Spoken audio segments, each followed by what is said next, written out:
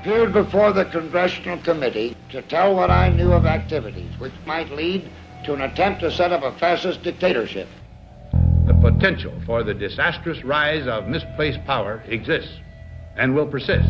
The very word secrecy is repugnant in a free and open society. And we are, as a people, inherently and historically opposed to secret societies, to secret oaths, and to secret proceedings. President Bush signed a formal agreement that will end the United States as we know it. And he took the step without approval from either the U.S. Congress or the people of the United States. The secret organizations of the world power elite are no longer secret. It's known as the Bilderberg Group. Could their objective be world domination? I'm Jim Tucker. I've chased Bilderberg for 30 years. I'll never give up the chase. Bilderberg plan for the whole world is nothing less than world government. I'm not comfortable with that at all. Who elected these guys to run the planet? They are the elitists. They feel they should run the world for their own selfish interests. Now we can see a new world coming into view. A world in which there is the very real prospect of a new world order.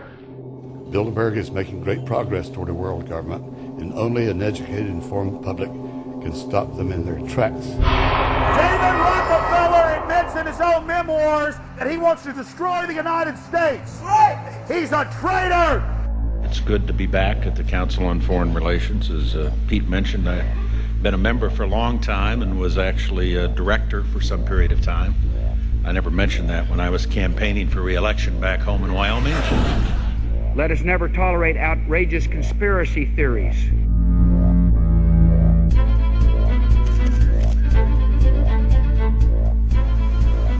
I need you to move off the property, please. Some shots were fired.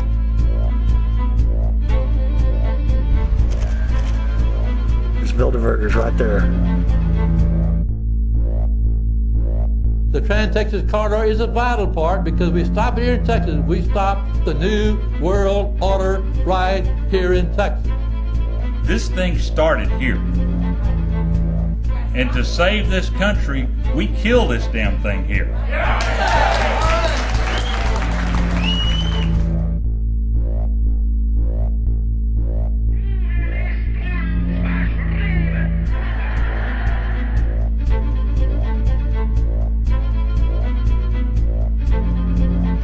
There is a chance for the President of the United States to carry out a phrase his father used, and that is a New World Order. Your New World Order will fall. Humanity will defeat you. The answer to 1984 is 1776.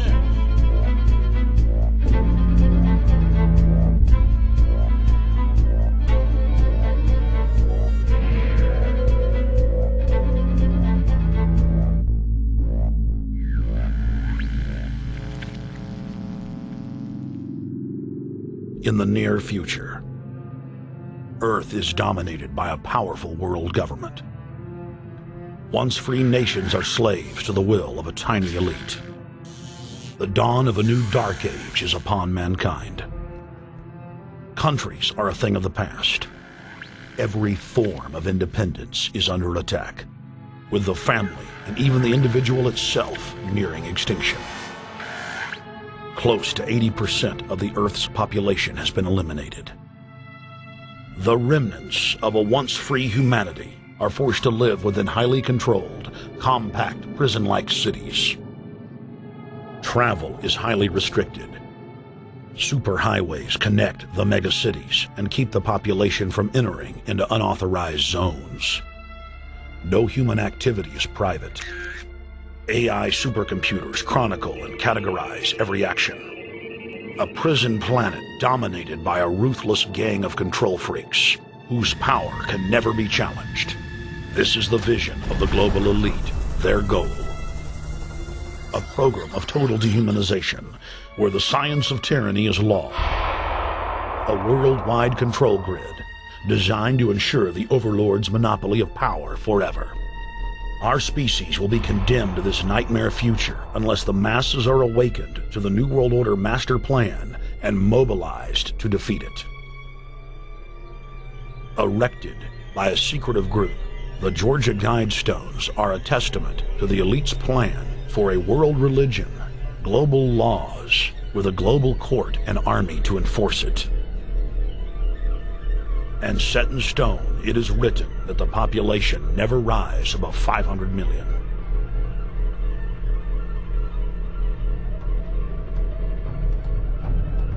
In this film, you will learn how our world is truly governed. You will see how highly secretive roundtable groups interlock to form a global intelligence network. This group has been steering planetary affairs for hundreds of years. Now, in the final stage, they prepare for open world government. A goal tyrants throughout history have lusted after. Dr. Michael Kaufman is a published ecologist specializing in ecosystem research, forest ecology, and ecosystem classification. Dr. Kaufman played a key role in blocking the ratification of the Convention on Biological Diversity in the U.S. Senate. The concept of a New World Order has been around for centuries. It's been receiving tremendous play over the last half of the 20th century. George Bush, the first senior president, George Bush, used it a lot in his speeches and really implies that he really wants to see a order in which we have a universal or a global type of governance in which every human being on planet Earth is ultimately responsible to policies that are being formulated at the international level. It is a big idea, a new world order.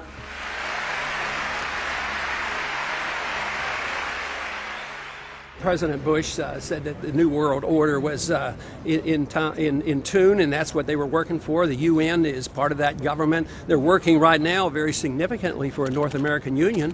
That's why there's a lot of people in Washington that don't care too much about our borders. They have a philosophical belief that national sovereignty is not important. It's also the reason I have made very strong suggestion that we need not be in the United Nations for our national security. It's really always the same. You go back throughout all of history, the Roman Empire, the Soviet Union, Hitler during the Nazism was always saying that it's going to create the utopia for the average person, when in fact, history always shows that it does exactly the opposite. Conquest and empire is as old as civilization. Babylon, Egypt, and Greece. They all built empires in an attempt to rule the world. The Roman system at its peak dominated the known world. Complex governmental systems were developed to control diverse populations. During the period between the 15th and 19th century, new empires emerged and again waged war for supremacy. The nobility, as well as the thriving merchant class, were financed by a handful of private banks. Many of the great money houses would hedge their bets and finance both sides of a war. Sophisticated intelligence-gathering networks gave the financiers a clear edge over the governments they were slowly gaining control of.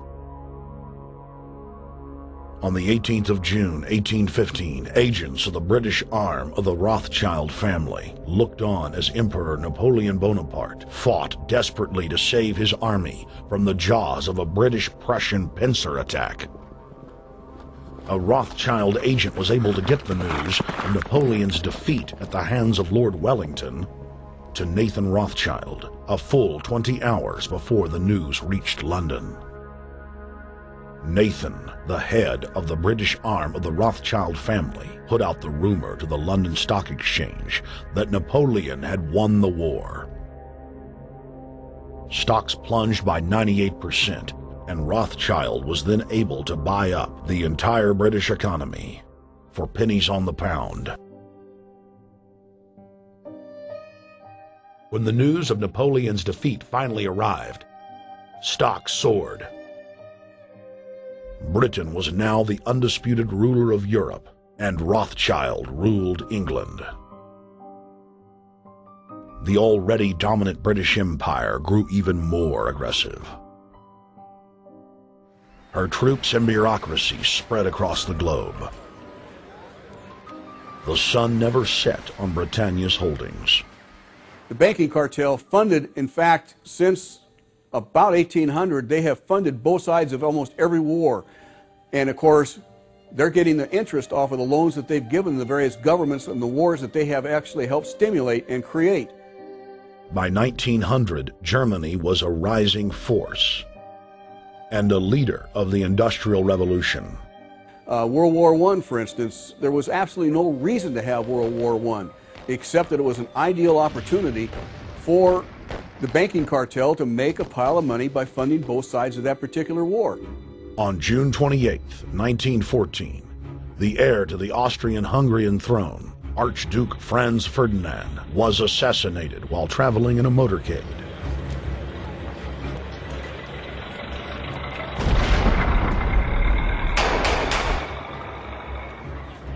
The Black Hand, a Serbian secret society with connections to French and British intelligence, took credit. World War I had begun.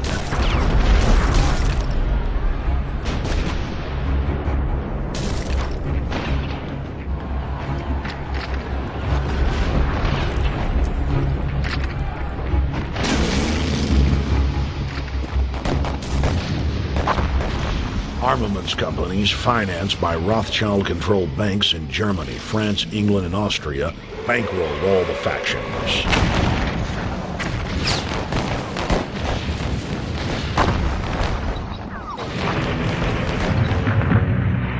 At least 20 million were killed in the war. It was a conflict so terrible the people vowed to never fight again. They dubbed it the war to end all wars. Question is, why did they want war? Well, first of all, is money and power.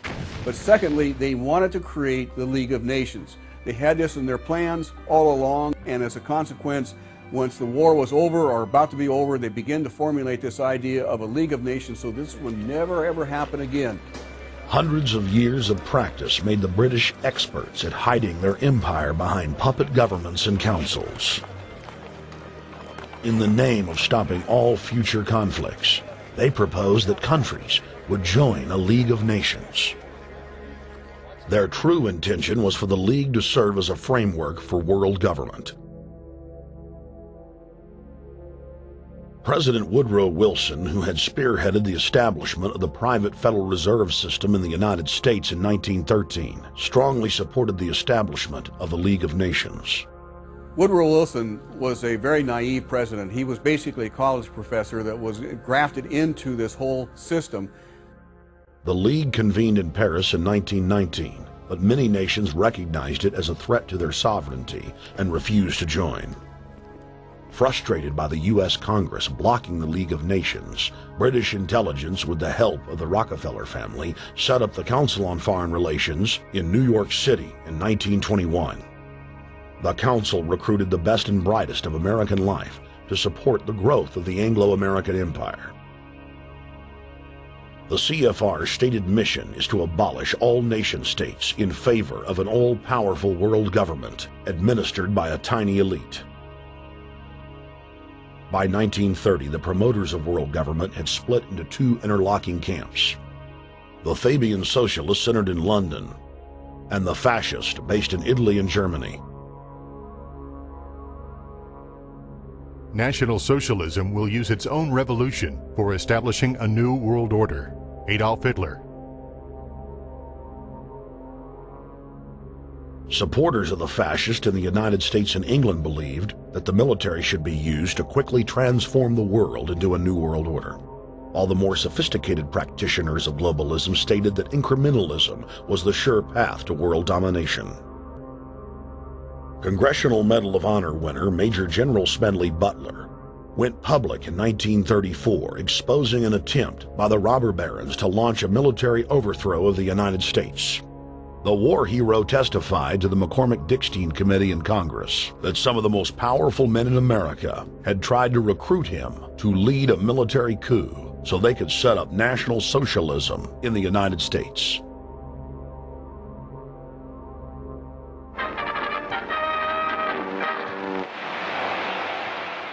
I appeared before the Congressional Committee the highest representation of the American people under subpoena to tell what I knew of activities which I believe might lead to an attempt to set up a fascist dictatorship.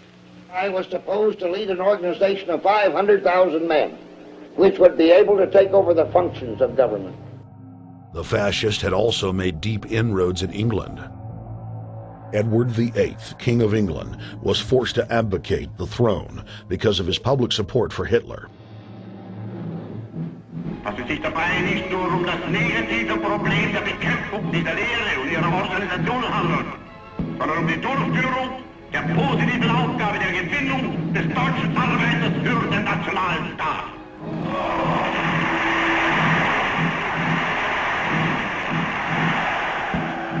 Though the German-led fascist camp was strong, the Fabian Socialist bloc was able to maintain control of the U.S., Russia, and England.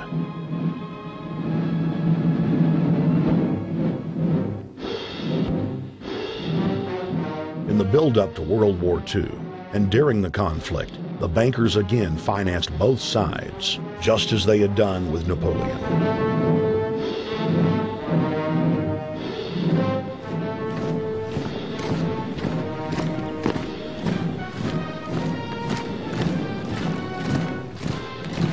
With the rise and fall of the Third Reich, Europe lay in ruins.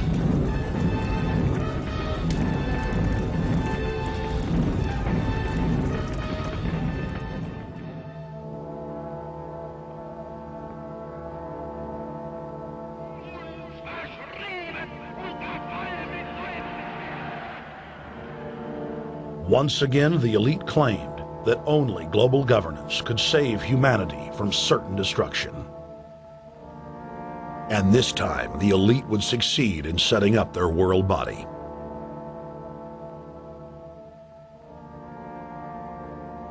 In April of 1945, at the Presidio Naval Base in San Francisco, the United Nations was founded by the victors of World War II.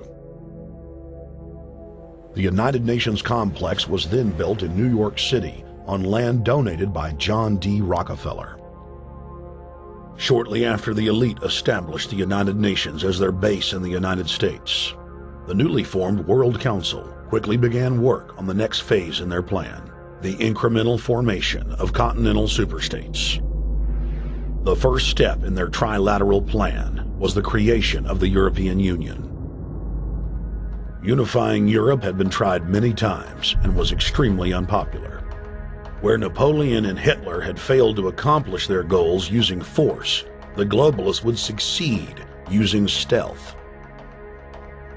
The British spearheaded the formation of the Council of Europe on May 5, 1949. The Treaty of London claimed to only establish trade ties between European nations, like NAFTA or GATT in North America.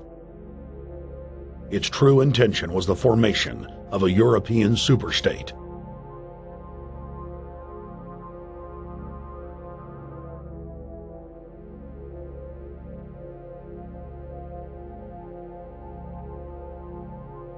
In 1954, the elite of the planet met in secret at the Bilderberg Hotel in Oosterbeek, Holland. The Bilderberg Group would later admit that their mission was the formation of the EU.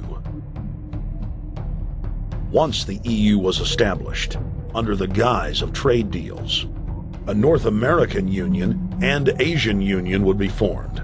The three interlocking superstates formed the core of the global government, while the United Nations would serve as a world regulatory and enforcement body over the Third World subregions. The Bilderberg Group consists of the heads of all of the managing roundtable groups that steer individual countries. Picture the elite power structure of the world as a giant pyramid, with only the elite of the elite at the tip-top of the capstone. The group has been so secretive that until the mid-1980s, the controlled corporate media denied its existence. Into the late 1990s, coverage only consisted of rare one-line mentions.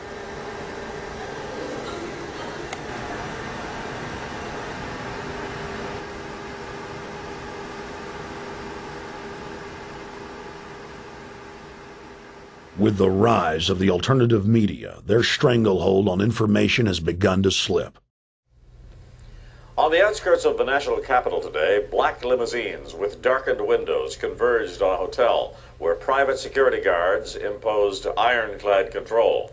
The limos carried royalty, political power brokers, and industrial titans to a secret meeting that will last all weekend. It's known as the Bilderberg Group. Could their objective be world domination? Every 4 years, Bilderberg meets in North America, and in June of 2006, we decided to travel to Ottawa, the capital of Canada. The site of Bilderberg.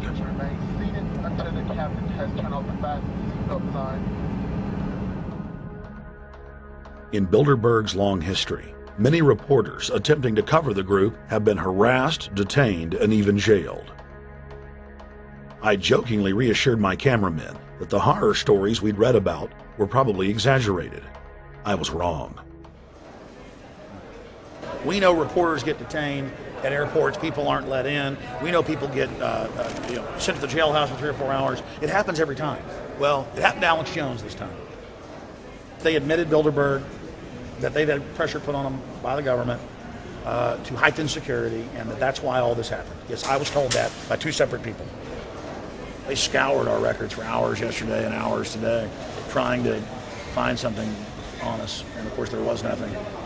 It was just scary. I mean, I've been all over the world, and I've never seen anything like this. It was like hours of humiliation. And they said, "What are you here for?" And I said, "Well, I'm here to, cover the media, covering a political event. I hope to talk to some members of Parliament." I was answering all the questions. It was clear I wasn't a threat. It was clear I didn't have any criminal record. It was clear I was press. It was clear I was coming to interview people. They were going to deny me. They told me earlier that I was probably going to be denied, and then you guys showed up, and everything changed. So what's your plan now? My plan is to go out and try to interview Jim Tucker, to try to go down to the Bilderberg Group and maybe catch some of them still arriving, and try to still make a documentary.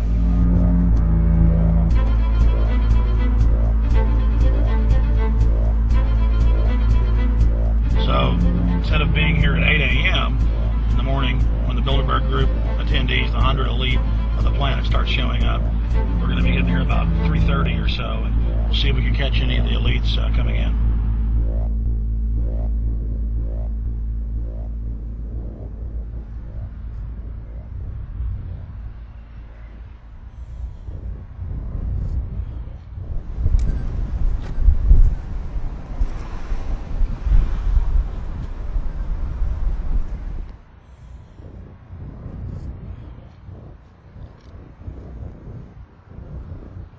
What do you think's on the agenda for this edition of the Bilderberg Society's annual meeting? They're debating the attack on Iran. They're talking about how to take out Hugo Chavez. They're talking about how to get their American Union in that destroys Canadian, U.S., and Mexican sovereignty. So we're talking about the death of Canada is what's happening in there right now. The death of your sovereignty is happening in there right now. CNN has even reported that these individuals have put out the policy reports through the Council on Foreign Relations that writes their scholarly white papers to end the United States, to end Canada, and to end Mexico. About 10 have come in. They've been coming in slowly in typically big black cars with what appears to be bulletproof glass, and we've got a few pictures of some of the people. We're being kept well back from the building by an awful lot of security people, but there'll be more security as this thing develops. Again, just a reminder to stay off the front, okay? I am. This is the line. We checked with the city. Yeah. Okay.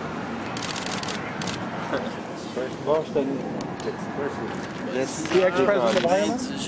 Maybe? Okay, Danny will know. I came here from upstate New York.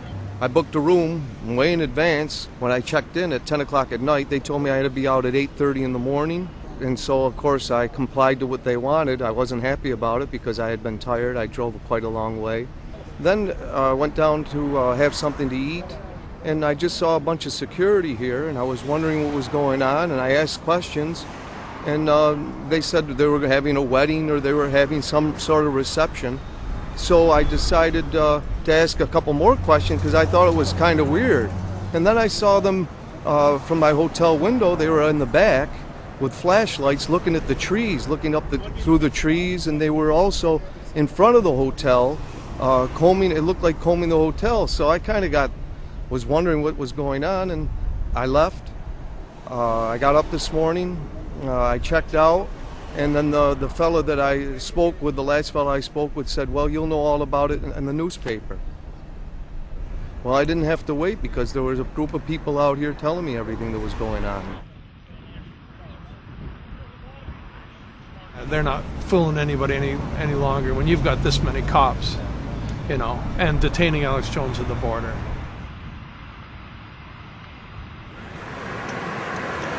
Get them on both sides. Yeah, you crook. Yeah, you're gonna go to jail like Ken Lay. Oh yeah, there's one right there. Hi. Hey, we're not your property. We're not your slaves. We're gonna defeat the New World Order. The New World Order is gonna be defeated. You realize that? I'm glad you do. Always does throughout history.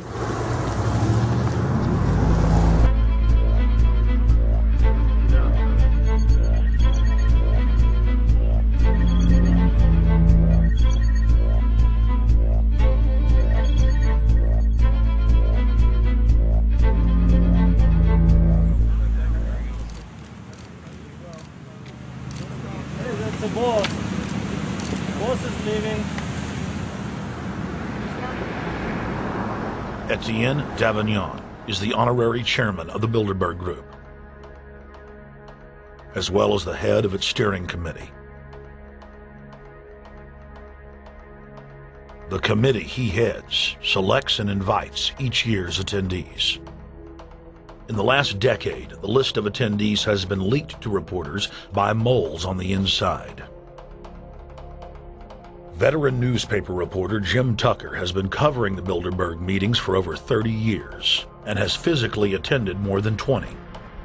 We traveled back to our hotel to see if Jim Tucker received the 2006 list. First heard about Bilderberg in 1975, and I said, I don't believe it.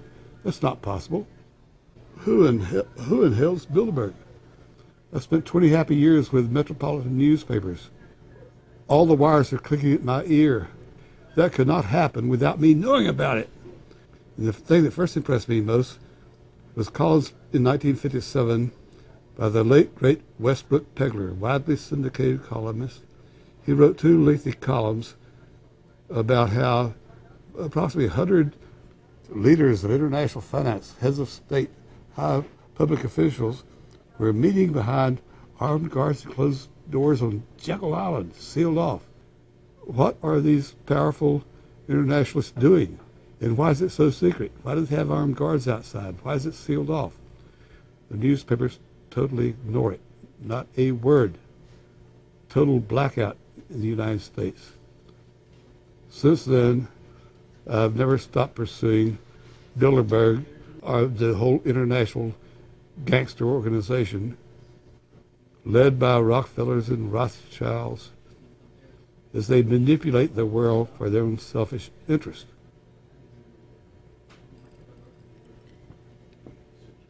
Jim, you've been waiting on the list. You normally get it on the first day. You haven't gotten it. We're told it might come in today. How important is that list? It's absolutely essential, although identifying people outside, as we always do, is important too, to find out who is not on their own list. In recent years, someone from Europe has sent a machine copy with a letterhead and so forth without identifying himself.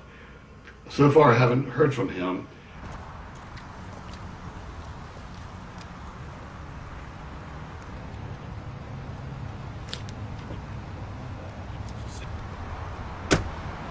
Well, Bilderberg assumed that name in 1954 at their first meeting as Bilderberg at the Bilderberg Hotel. It's a little bit like Shakespeare's As You Like It. They say to Shakespeare, what do you want to call this book? And he says, As You Like It, meaning whatever you want to call it. And they thought it was dictation, so one of his plays is called As You Like It, and the title has nothing to do with the play. So that's how the Bilderberg came by their name. Now, they had been meeting for half a century. The moneyed class had been meeting But they decide they have to meet systematically every year, well planned in advance, in addition to maybe other smaller meetings throughout the year. Sure this is the right turn, Jim? No. Let's see if you can start.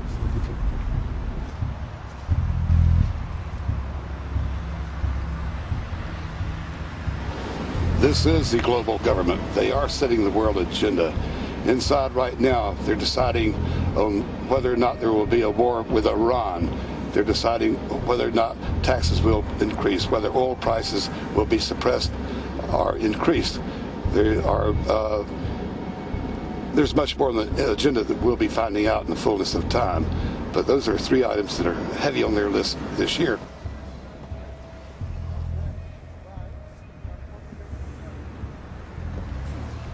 This is Jim Tucker, ladies and gentlemen.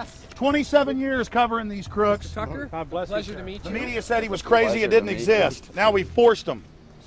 120 of the world's most powerful men, heads of state from Europe, high officials, United States government, Treasury, White House, state, defense. They're setting the world agenda now. The reason they want secrecy is because they're doing evil. Evil is done under the cover of darkness. Good works are done in the sunshine.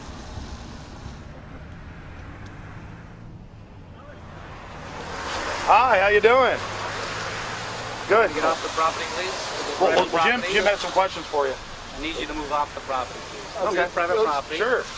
It's a public sidewalk. Oh, yeah, we are cooperating. Thank you. Right onto the sidewalk. Yeah, there's no implication that we aren't Right cooperating. onto the sidewalk and stay there, please. Sure, yeah, thank you. Great. Jim has some questions for you. Again, I need you to stay right on the sidewalk. Yeah. Thank you very much. We actually checked with the city. The property line's actually right here. Also, That's good. Property line's actually right here.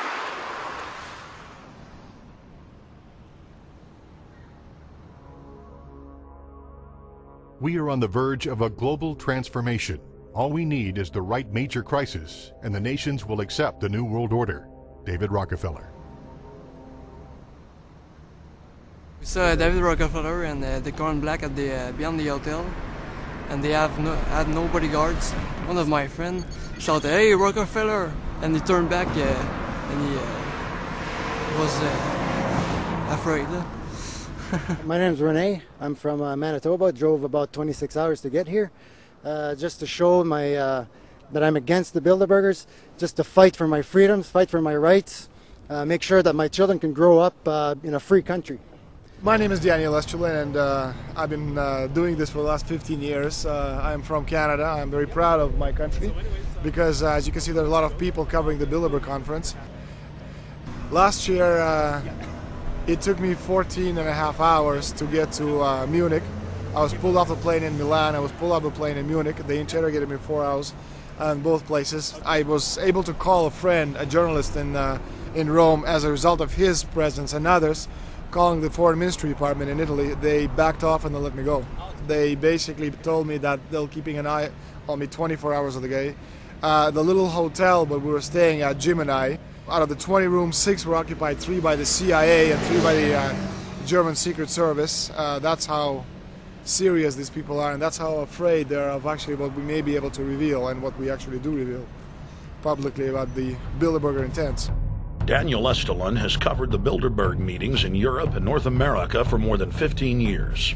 His book, Club Bilderberg, has been translated into more than 20 languages and is a global bestseller. Estrelin has photographed many past Bilderberg meetings.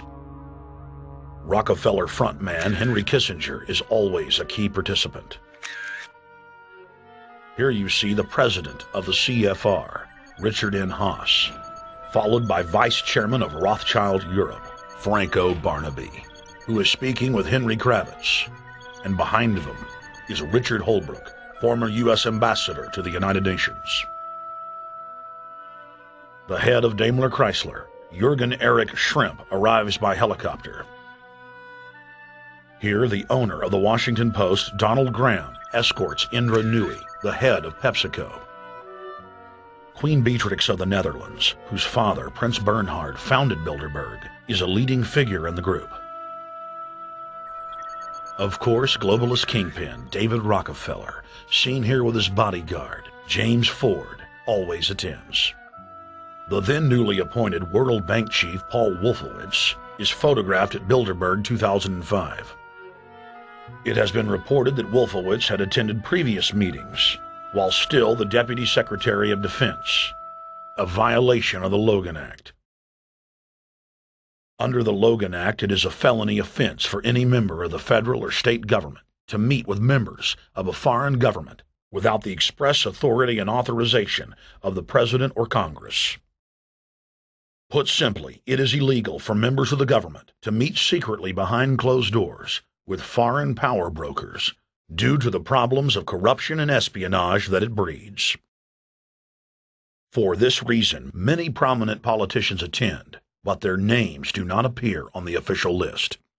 Despite the Logan Act, the governor of New York's name, George Pataki, does appear on the list, and we were able to catch the governor on tape walking with David Rockefeller at Brook Street. Multiple staff members inside Brook Street reported to us that Hillary Clinton attended for half a day. Several armored limos with diplomatic plates did arrive with police escorts and offloaded their passengers in the underground parking garage out of the sight of the press. Former World Bank President James Wolfenson sardonically stared at our cameras. They're upset about the fact that they're being exposed. Well, I'm sure they are. I mean, look at the tinted windows. They don't want to be seen. They don't want even anybody to know they're here. So I'm sure they're ticked, you know, and that's why we're here to try to expose them. Do you think that they were angry that they were on the front page of the local paper today? You think they're in there reading it right now, Jim? Yes, I don't think they're happy about it. They prefer nothing at all, no publicity. They prefer absolute secrecy. Yeah, you better look away. We're not your slaves. You don't own me.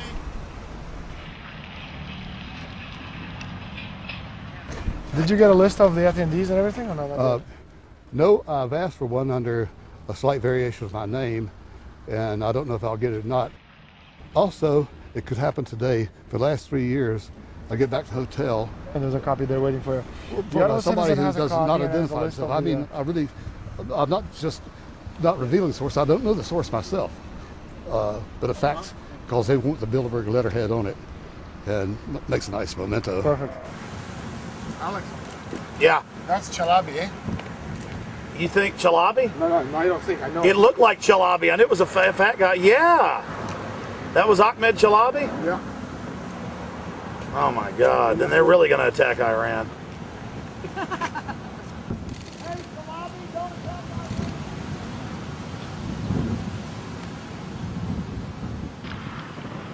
I've seen this guy around a lot.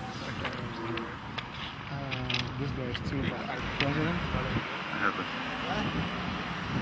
It's S, Scandinavian.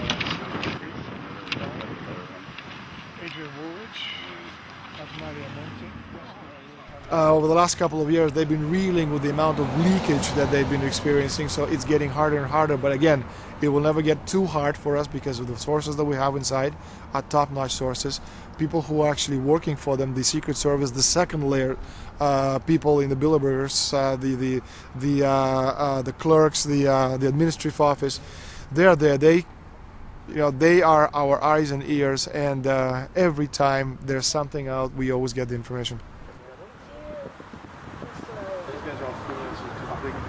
That's Francisco Pinto Balsamao. I think that's the Queen. It's the Queen. Yeah. Oh my God, yes, her hair. You see her? Yes. Oh my God. The Queen of Holland.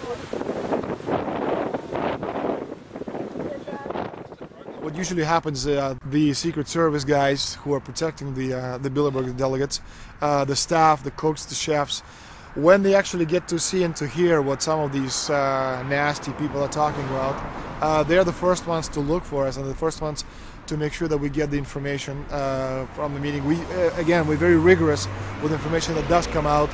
We double, triple, and quadruple confirm the sources, make sure that all the information checks out. A lot of the stuff, the Bilderbergers have planted information, make sure that this disinformation nullifies the accuracy of the reporting, which is why we never publish the first thing we hear.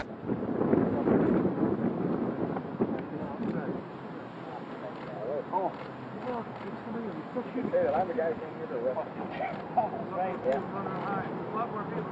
That looks like Rockefeller. The decisions that these people take, again, they're not only decisions affect business community, they affect politics, business, environment, across the entire spectrum. And these decisions are made and taken by a very elite group of people behind closed doors this year at the Brook Street Hotel. We are not privy to these decisions. We're not allowed to know what they're talking about, but we'll definitely feel the consequences of these decisions over the next 12 months when events which apparently by accident seem to happen, in fact, have been planned right here this year at Brook Street Hotel between 8th and 11th of June. What does it do when you get 120 of the most powerful people in the world getting together to have meetings with government officials? I mean, that's amazing. Well, it is what I mean is that they're planning the corporate agenda. They're not planning the democratic human journey agenda, in my opinion. Mussolini had a definition, is when the interests of the corporation take completely over from all other interests, and that's fascism. He said it should probably be called corporatism. Well, call it corporatism, call it fascism, call it neo-lib, neocon. There's a whole variety of political words, depending on which side of the stripe you come from, to start with, which describes the thing. But what they are describing is the complete end of democracy, the end of what matters to people, the end of what happens to the human journey. And for that reason, I think this is revolting. Ladies and gentlemen, we're here in Canada today to stand up against the Bilderberg Group that is attempting to get rid of the sovereignty of the United States. The truth of your world government has now been exposed. We know you are ruthless. We know you are evil. To David Rockefeller, to the Rothschild representatives here, to the Queen of the Netherlands, to all of you, we tell you, you are not our queens. You are not our kings. You are not our gods. We do not belong to you. We are not your slaves. We stand as free humans, have stood since the beginning of time against the strong men, against the thugs, against the bullies. We will defeat your world government. We will defeat world taxation. We will defeat your control grid. God is on our side. I stand before the creator of the universe, and I ask the creator of the universe, as our founding fathers did in 1776, to lead, guide, and direct us, and to give us the power and the foresight and the understanding and the will to stand against your entire agenda, including your final plan of world population reduction of 80% that Henry Kissinger penned in 1973. Why do you put mercury in the vaccines, sodium fluoride in the water? Why? Why do you put cancer viruses in the vaccines? Why have you used depleted uranium now in 4 separate nations? You're arrogant. You have the sickness that elites have had throughout history in their literal and, in some cases, figurative ivory towers. You believe that you're invincible. You will and you are failing now. Your New World Order will fall. Humanity will defeat you. The answer to 1984 is 1776.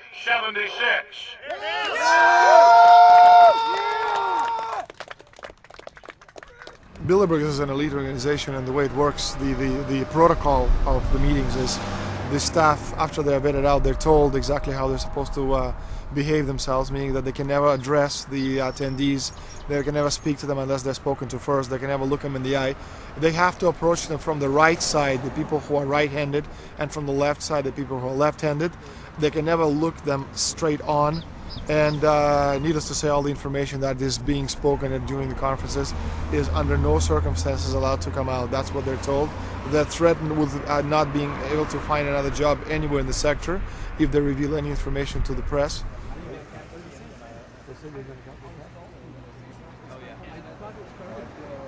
Richard Holbrooke? Ambassador Richard Holbrooke thought the peasantry wouldn't recognize him if he took a stroll off the grounds of Brook Street.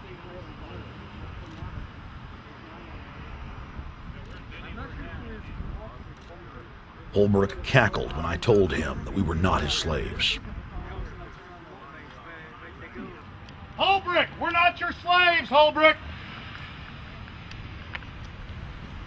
We're not your slaves.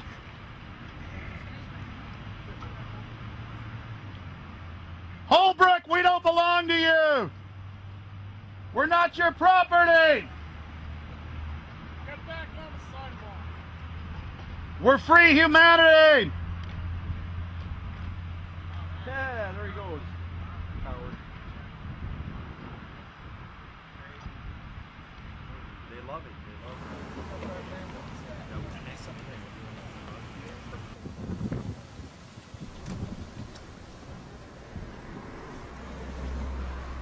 Okay, we're going to be going around the back here, guys. Hey guys, how you doing?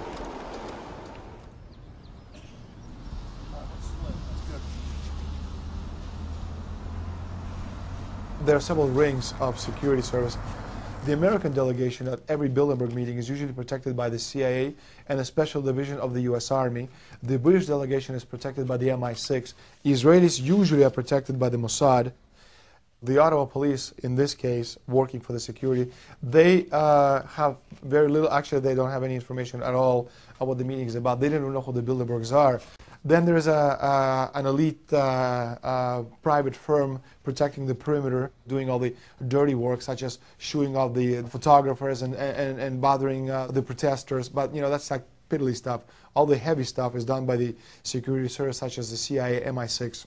Some years ago, my legs were a little bit stronger than they are now, and I'd crept over a fence under cover of darkness and approached.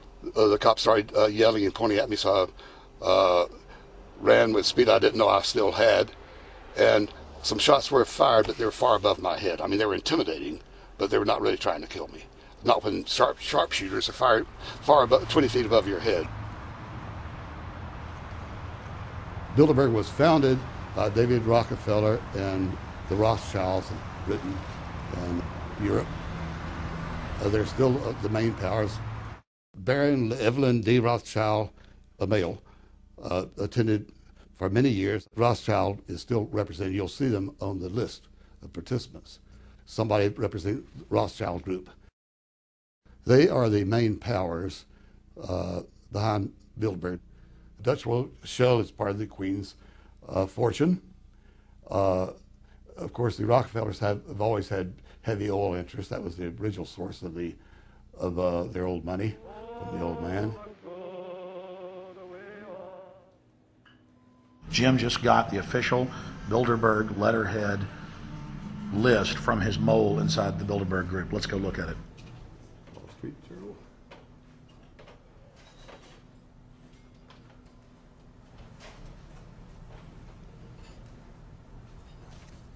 So, Jim, you got the list. Yeah. Did we identify Wolfowitz as being here because he's not on the list? No, we positively identified Wolfenson. Yeah, he's on the list. Yeah, there's Wolfenson right there, James Wolfenson. But aren't there always people who aren't listed? Yep. Over the years, we've identified like sometimes one, sometimes three people who are not on their own list who have attended. Now, I think what is very difficult for most people to understand is how such a small group of 125 men and a few women control a population base of 6 billion people. Actually, it's much easier than you think. These people work on what I call systemic methodology, meaning that you take a pie, just imagine you take an apple pie and you slice this apple pie into lots of very small pieces, and you put in front of each one of these pieces your men or women of trust. And by controlling this individual, you control an entire organization. For example, if you take Paul Wolfowitz, who runs the World Bank, through him you can control the entire organization. You don't need to control what the dishwasher or the toilet cleaner thinks or does or believes in. You just need to control what he does and what he believes in, and what he does will permeate the entire organization. And that's how you control, with a very, very small power base, an entire global population of 6 billion people. Bilderberg is making great progress toward a world government. They have created a superstate in Europe called the European Union. They're intent on creating a Western Hemisphere Union called the American Union. NAFTA is to be expanded into every country in this hemisphere. As NAFTA expands, it will take on the role of the American Union. And only an educated, informed public can stop them in their tracks. We went into downtown Ottawa and talked to locals to learn if they were aware of the elite meeting in their city.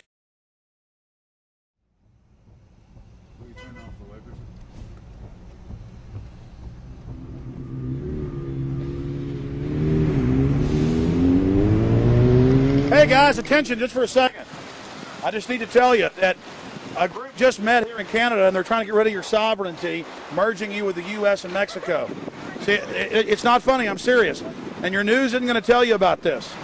This is deadly serious, so I'm just letting you know and I'm telling you about it. As they say, they are the guys that run the world. They make the decisions for and we just carry it out.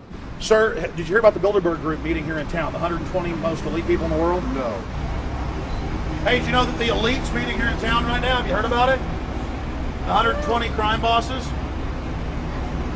None of you have heard of it. None of you guys have heard of the Bilderberg Group? They're meeting right now. In the city, around 10% of the people were aware of the New World Order agenda.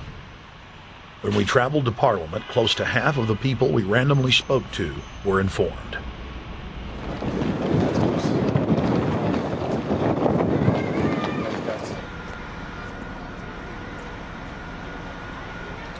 Ma'am, what did you say about the American Union? It's going to end up happening. We don't want it, but it's going to happen. Why do you think? Because the Bilderberg Group runs the world. You have the Trilateral Commission that's also part of the Bilderberg, which is the United States, Europe, and Asia. But most of this is public knowledge. Nobody wants to believe that there are conspiracies, that world leaders are already elected before they're voted on. So here we know that Bernard Lord is part of the outer circle. I was surprised to read that Harper addressed the group in 2003 because my understanding was nobody gets into politics without becoming part of the Bilderberg Group. And then you find out afterwards that that is the case, that they have... Well, Bill Clinton went there in 91, George Bush Sr. back in like 85. And Blair, same thing. Who we think that we're electing as leaders have already been pre-picked for us.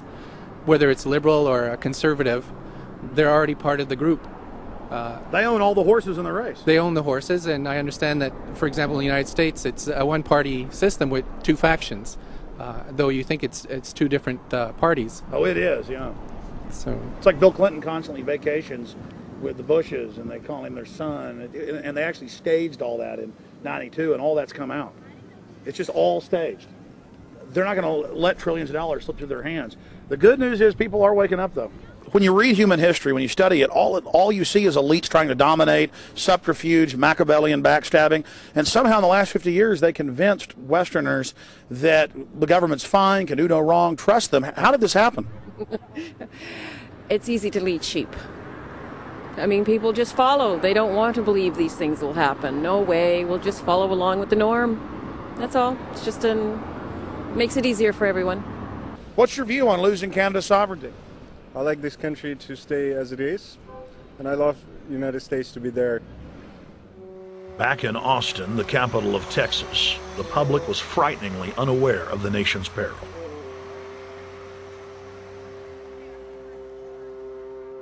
Have you heard about the North American Union? Not really, no. I don't watch TV. No, I haven't. Interesting. I was not aware of that. I don't know exactly what you mean, so... I don't think there's going to be a merger of the three nations. No, I have not. No. No, I didn't know this was happening, so... Yes, I have. Oh, you have heard about it? Yes. After that big rally the other day, don't know about it? I don't know about anything. No, I have not. Have you heard of the European Union? I have, yes. Are you aware of the European Union? Oh, yeah, of course. Have you heard about the European Union? Heard about them. Do you know about the European Union? No. Europe, 15-member group expanding? A what? 15 nations of Europe merging in 2000. Whatever.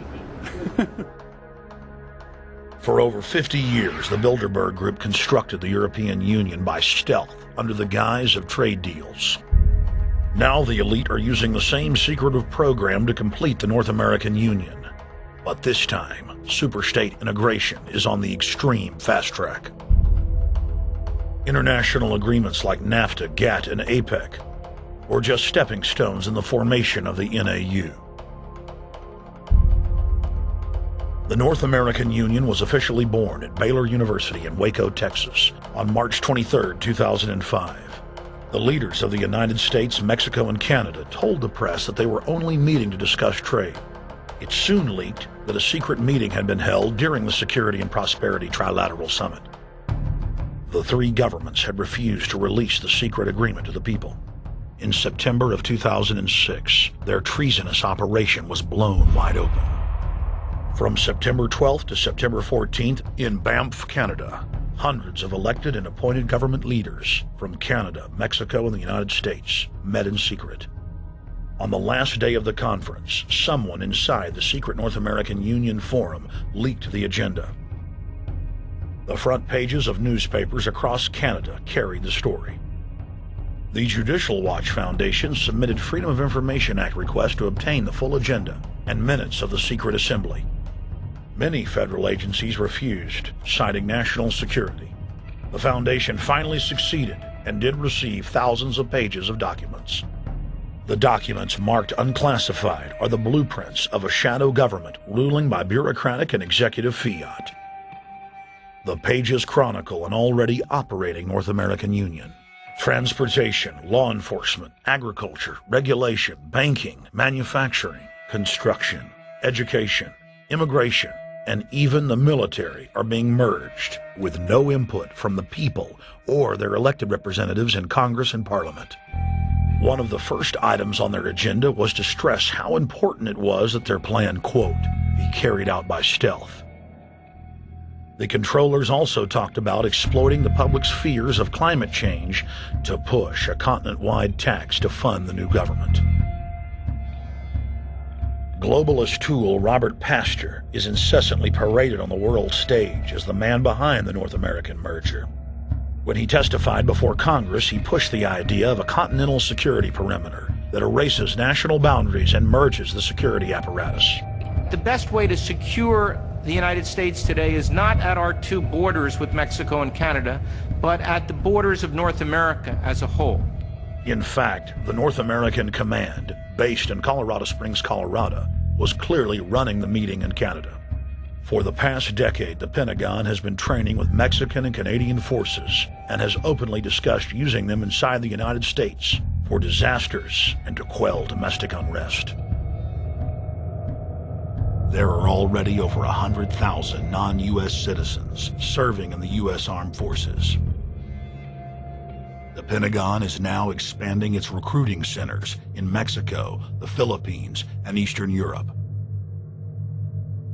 Big city police departments nationwide are lobbying to change laws so they can recruit non-citizens to join the police force. What we are witnessing is a Red Dawn scenario in slow motion. Tyrants throughout history have brought in foreigners to oppress their domestic populations.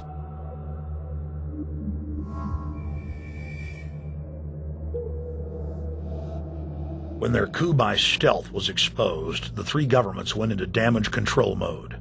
The Security and Prosperity Partnership quickly staged a show summit that was held in Ottawa, Canada in February of 2007. It is the only way that we can achieve security and prosperity for our people is through this cooperation. We actually occupy one physical space, the North America. We've also had a chance as foreign ministers to talk about how we cooperate in the region and indeed in the world. Protesters who were upset about losing their countries and freedoms were not tolerated. A couple of weeks ago, Al-Qaeda supposed. Whatsoever, the Security and Prosperity Partnership has been signed without any sort of parliamentary debate. Globalist publications have been open with their frustration that the population has not bought their latest PR stunt. As integration inside the European and American unions accelerates, the superstates themselves are being merged. On April 30th, 2007, a summit was held at the White House. The Security and Prosperity Partnership's secretive approach had alarmed the public. So this time, President Bush, German Chancellor Merkel, and EU Commission President Barroso hid their treachery in plain sight. Thank the Chancellor and Josie very much for the transatlantic economic integration plan. And for that too, we need to develop a common market, common standards. So this is indeed a very important agreement. An agreement that also brings with it a transatlantic economic council to be a permanent body with senior people on both sides of the Atlantic that will look at all those issues in a concrete manner, in which way we can make it move forward. The BBC reported that the US and EU had agreed on a single market. By announcing a new economic community integration, they were simply repeating what had been done in America and the EU on a larger scale. The accord states that the two blocs will aggressively push regulatory convergence in more than 35 areas, from financial services, intellectual property, military, education, mergers and acquisitions. They also agreed to jointly push a global carbon tax. We recognize that we have a problem with greenhouse gases. We agree there is a global threat, it's a serious threat. We agree there is the need to establish a limit to greenhouse gases. We need to discuss the possible pricing of CO2. How can we translate this into a market economic compatible scheme? We have agreed to establish a high-level group, a forum. This EU-US result is translated into the G8, debated together with the outreach countries, China, South Africa, Brazil, among others, and India. A global solution to a global problem. If Bilderberg succeeds, America falls. All the victimized countries lose their sovereignty. Bilderberg is not a person, it's not an idea, it's an ideal, a very powerful group of people working together and from the positions of ultimate and absolute power, destroying every constitution on earth, no matter how powerful the constitution of the nation is. That's what these people do. The African Union arose out of the African Economic Community, set up in the early 1980s. The African Union is financed by a consortium of international bodies, governments, and corporations. The African Union Army serves as an enforcement arm for the New World Order's exploitation of Africa. In Asia, APEC and ASEAN have announced plans to form the Asian Union, consisting of Asian and Pacific nations, having more than 3 billion people within its borders. APEC will become the Asian Pacific Union, and the world is to be divided into 3 great regions for the administrative convenience of the world government in which the UN is to evolve. As the unions form individually, they are simultaneously merged to form the first planetary government. They're trying to destroy every nation on earth which is trying to promote progress, because these people basically they are landowners. They don't need progress because they control the land. If you take the most powerful man in London, the people who belong to the Council and the Committee of 300, who belong to the Bilderbergers, the British royalty, the Guelphs, the black nobility of Venice and Genoa, these people they're landowners. The New World Order is the Old World Order. I mean, it's just the names have changed, the appearances have changed, but the concept hasn't changed. The idea is still to bring the men back, kicking and screaming back to the Middle Ages, post-industrial age world order. One of the things that is very shocking to most Americans is the fact that the United Nations Global Biodiversity Assessment, which came out in 1995, clearly shows that in order to protect planet Earth, we have to go back to a feudal system. They actually said that in the document. To craft a modern feudal society, the globalists are implementing a standardized North American Union ID card to track, trace, and control their serfs as they travel throughout the 3 regions of the NAU. Building on the massive displacement of humanity caused by globalization, the New World Order is rapidly constructing the physical infrastructure of the North American Union, the NAFTA Superhighway Control Grid. I'm Arthur Peterson, Colonel retired in the Army. I see things today that are happening that would make my friend who died in World War II turn over in their grave. To think that people would even consider confiscating land of farmers and ranchers and taking their homes away from them to turn it over to a foreign company in Spain, which was controlled by Don Carlos, I understand, a notorious socialist, and they get the tolls on Texas land for 50 years. The proposed Trans-Texas corridor would be a patchwork of superhighways and railroads stretching 4,000 miles from the border of Mexico, cutting through Texas to Oklahoma. A lease has been signed that would make Texas Highway 121 a toll road. A private Spanish company won the bid to build and collect the tolls for the next 50 years. These deals with private companies are being negotiated largely in secret, and many state lawmakers are worried taxpayers are being sold down the road. Critics say it's a threat to our national security. It's part of a plan for a North American integration being carried out by government and corporate elites without congressional or voter approval.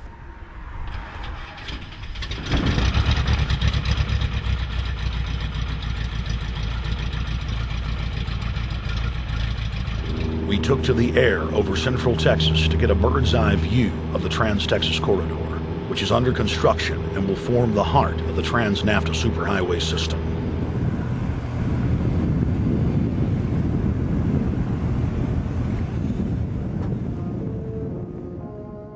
History repeats itself. 2,000 years ago, all roads led to Rome.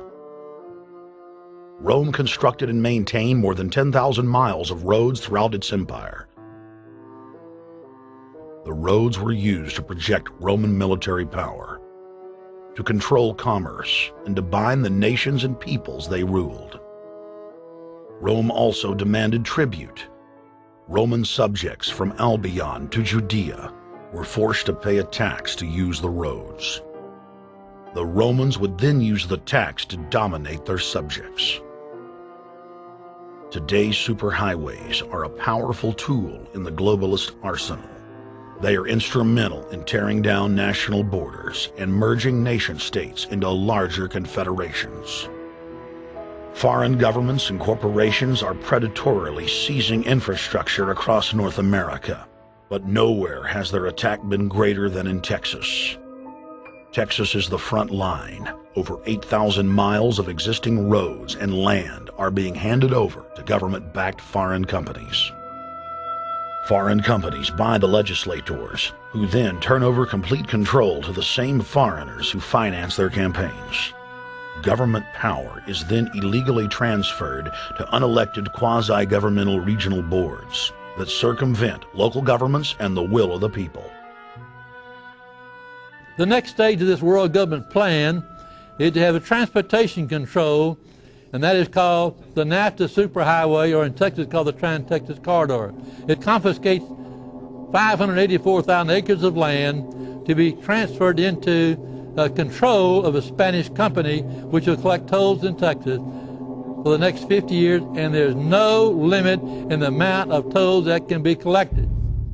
More than 80 federal and state highways have been designated as international arteries. The I-35 NAFTA corridor starts deep inside Mexico and travels through the middle of the United States and ends in central Canada. Container ships from Asia dump their cargo on the Pacific side of Mexico. It then travels duty-free by rail to the new Kansas City inland port, now considered sovereign soil of Mexico, in the heart of the United States. Under international agreements, predominantly foreign companies are placing tolls on already existing paid-for roads. Federal, state, and corporate documents show that they will then use the revenue raised to build up the transportation infrastructure of Mexico, not the United States or Canada, so foreign-made products can pour in even faster from Mexico. Revenues raised will also be used to fund the fledgling North American Union and its growing bureaucracy. Bottom line, they're using our own money to enslave us. First of all, they're proposing a North American tribunal, which would be similar to what we have in Chapter 11 of the NAFTA agreement, which is trumped by international law. The U.S. Supreme Court and our Constitution could potentially be rendered invalid, and what we would have is new North American business law that would trump what we have here in the United States. What is also interesting to note that the NAFTA headquarters is in Mexico and controls the United States trade and rules against the United States Congress, and no one seems to challenge it. it's very probable and probably inevitable that our right to bear arms would be challenged in a North American court. So this is just an example of what's happening and what's being proposed.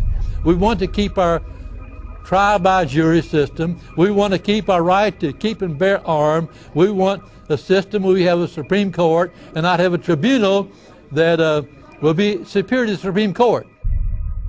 In 2005, Centra, a Spanish-owned company, signed a secret agreement with the Texas Department of Transportation to erect toll roads on existing roads and to toll new roads that were completely paid for by tax dollars.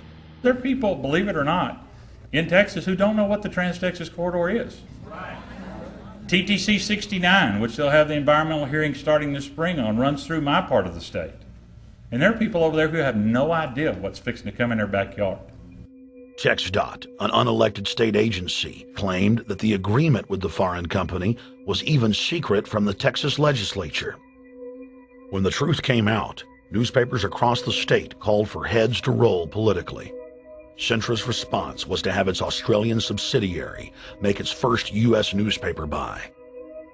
Every newspaper they bought was along branches of the Trans-Texas Corridor and had been critical of the toll road plan. The cost of 40 or 50 newspapers is nothing compared to the profits that'll be made. Just Phase 1 alone of the state toll road plan is estimated to raise more than $200 billion in just the first 15 years. And Texas is only a small part of the global panorama. A combine of transnational companies is aggressively consolidating public finance infrastructure worldwide, and the same interests are erecting a world government according to their rules.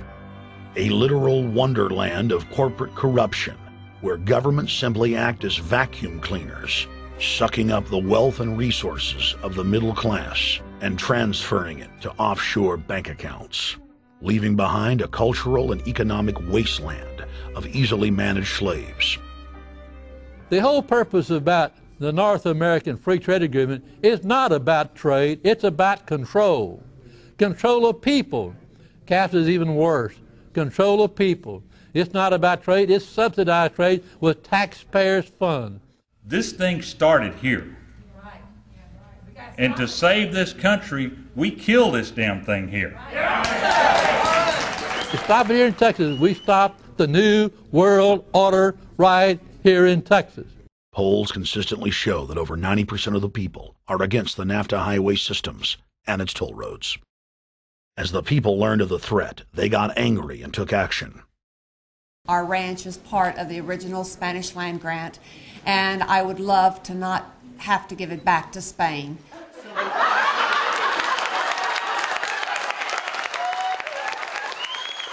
Opponents of a proposed superhighway today held a major protest.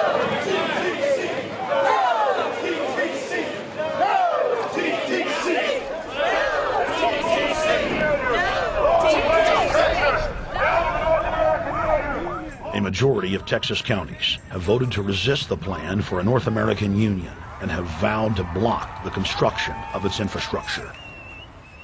Heck, we already know in a law that was passed by a subservient United States Congress, where practically nobody in the entire Congress stood up and said no, they've already passed a law saying all their driver's licenses are going to be chipped. Well, I'm telling you right now, I'm not going to carry in a driver's license that's got a chip in it so Big Brother can watch everywhere I go and see everything I do. No, no, hell no. No, all of it. No, no. We, the people, own this plot of ground. We, the people, own those trees there. We, the people, own our beautiful Texas, and we are not going to let a bunch of crooks and robber barons take our beautiful Texas away from us. Hell no! Hell no! No, no, no!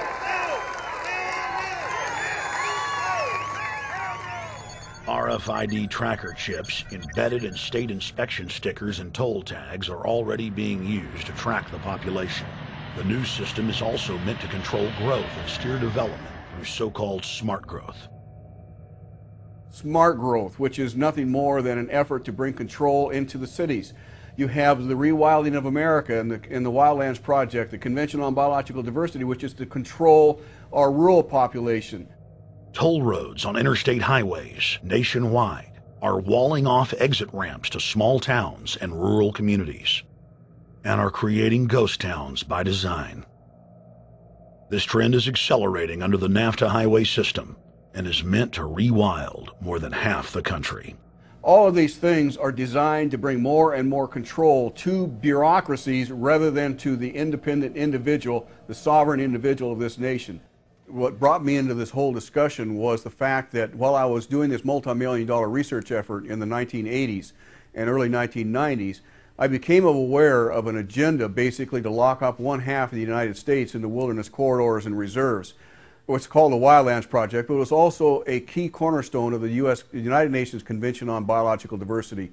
It was during that study in which I began to realize that this was not an effort to protect the environment, but an effort to control you and I.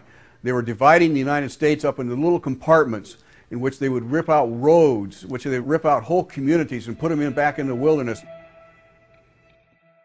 The federal highway system was designed by Pentagon war planners in the 1950s to serve as a rapid deployment conduit to move ground forces for the defense of the United States during invasion. The unconstitutional Northern Command is now using the highway system as a force projection matrix to dominate populations across the United States. Through federally funded emergency command centers, county and city governments are being quietly federalized nationwide. Billions of dollars per city is being spent to install millions of surveillance cameras. Every town and hamlet, no matter how small or remote, is surveilled. License plate reading software tracks Americans' movements wherever they go. New systems are being deployed that scan your face, read your lips, and analyze your walk. Under the treasonous Military Commissions Act, American citizens can be secretly arrested, stripped of citizenship, flown to offshore torture camps, and secretly executed. Under Section 802 of the Patriot Act, all misdemeanors are considered terrorism. Federal police squads, called Viper teams, randomly force Americans to line up and show their papers. From the sidewalks of Miami to the subways of New York to the streets of Houston, Texas, citizens are being searched by heavily armed gangs of paramilitary police.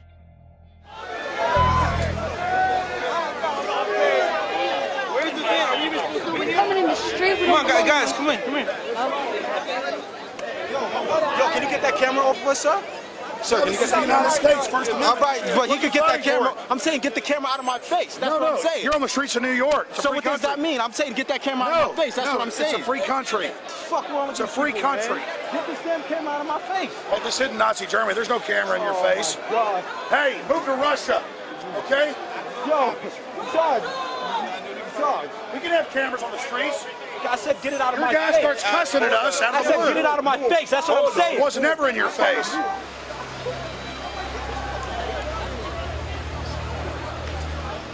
Yo. Long before 9/11, the Pentagon was aggressively violating the federal law that bars the military from policing the American people. Coast to coast, for more than 2 decades, teams of troops would just appear out of nowhere and randomly stop cars and search pedestrians. The acclamation accelerated with regular Army searching bags at the Super Bowl and the Kentucky Derby, as well as other high-profile events. Then President Bush signed a Defense Authorization Act, which radically increased the funding for the already bloated shadow government. In the act, the executive branch formally announced that it was preparing for domestic insurrection and went on to preemptively strip the state governors and legislatures of their powers. The federal government is openly announcing that it is the only authority as it treats the people and the states as enemies. Then on May 9th, 2007, President Bush unlawfully granted himself new powers, and the presidency officially became fiat dictatorship. In the past, continuity of government has been shared by the legislative, judicial, and executive branches of government. Now, all power resides with the president. For the smallest of reasons, including, in the document's own text, any incident in the world, regardless of location, that affects population, infrastructure, environment, economy, or government functions can trigger, at the president's will, total martial law. It is important to add that the president is merely a puppet of the global crime syndicate and may not use the new powers, but simply pass them on for use by future puppet administrations.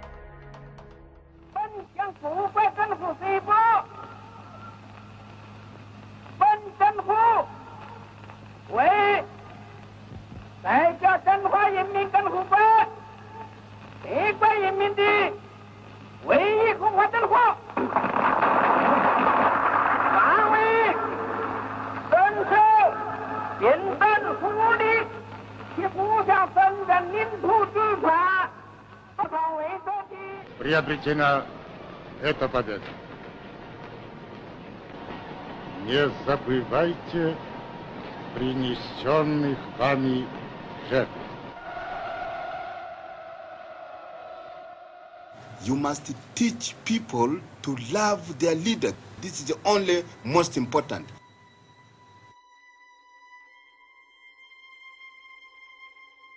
Why don't we learn from the mistakes of our ancestors? Why does humankind find itself bound in a cycle of bloodshed and enslavement? Predatory elites have always rationalized their oppression by claiming that they are superior and have the divine right to rule, when all they really are is a gaggle of ruthless psychopaths, parasitically feeding on the host population until their cancerous movement causes the collapse of the host. There have been thousands of tyrannical governments in history, and less than 10 that can truly be called free. In the 20th century alone, over 150 million people were murdered at the hands of the state. In Russia, the Red Terror consumed the lives of more than 60 million men, women, and children. Hitler's war killed 22 million. During Mao Zedong's reign alone, more than 60 million peasant farmers were killed. And the list goes on. 300,000 innocent civilians killed in Guatemala. More than 2 million souls brutally murdered by the government of Cambodia. 1,500,000 killed in Turkey. 300,000 in Uganda. 800,000 plus hacked to death with machetes in Rwanda. Sadly, there are too many examples of innocent families being exterminated by their governments on an industrial scale to name them all. It is a historical fact that the state is the #1 cause of unnatural death.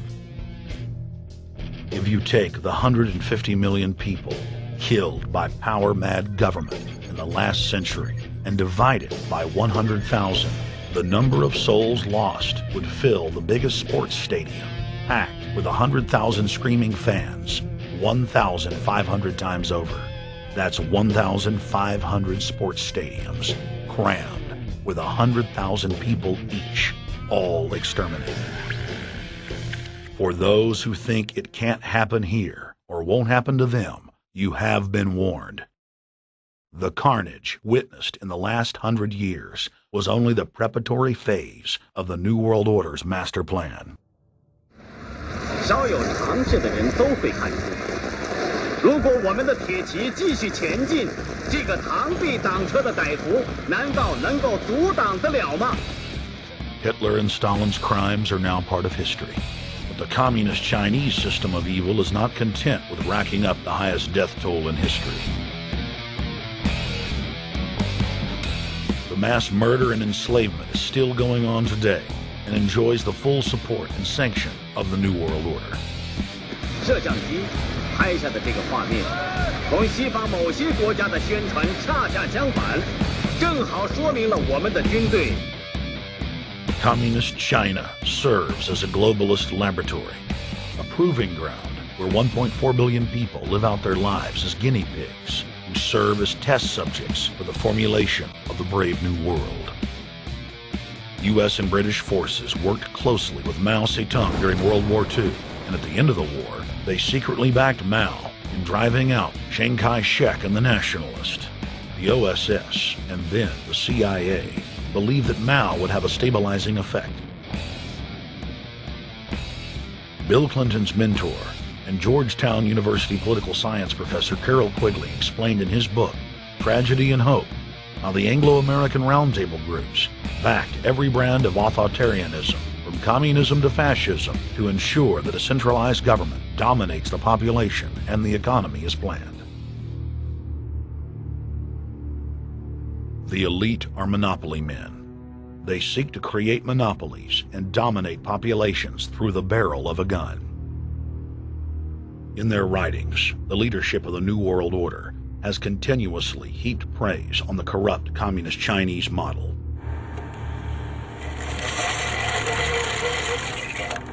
In August of 1973, in an article written by David Rockefeller for the New York Times, Rockefeller openly lauds and endorses Mao Zedong's actions, while celebrating their command and control system.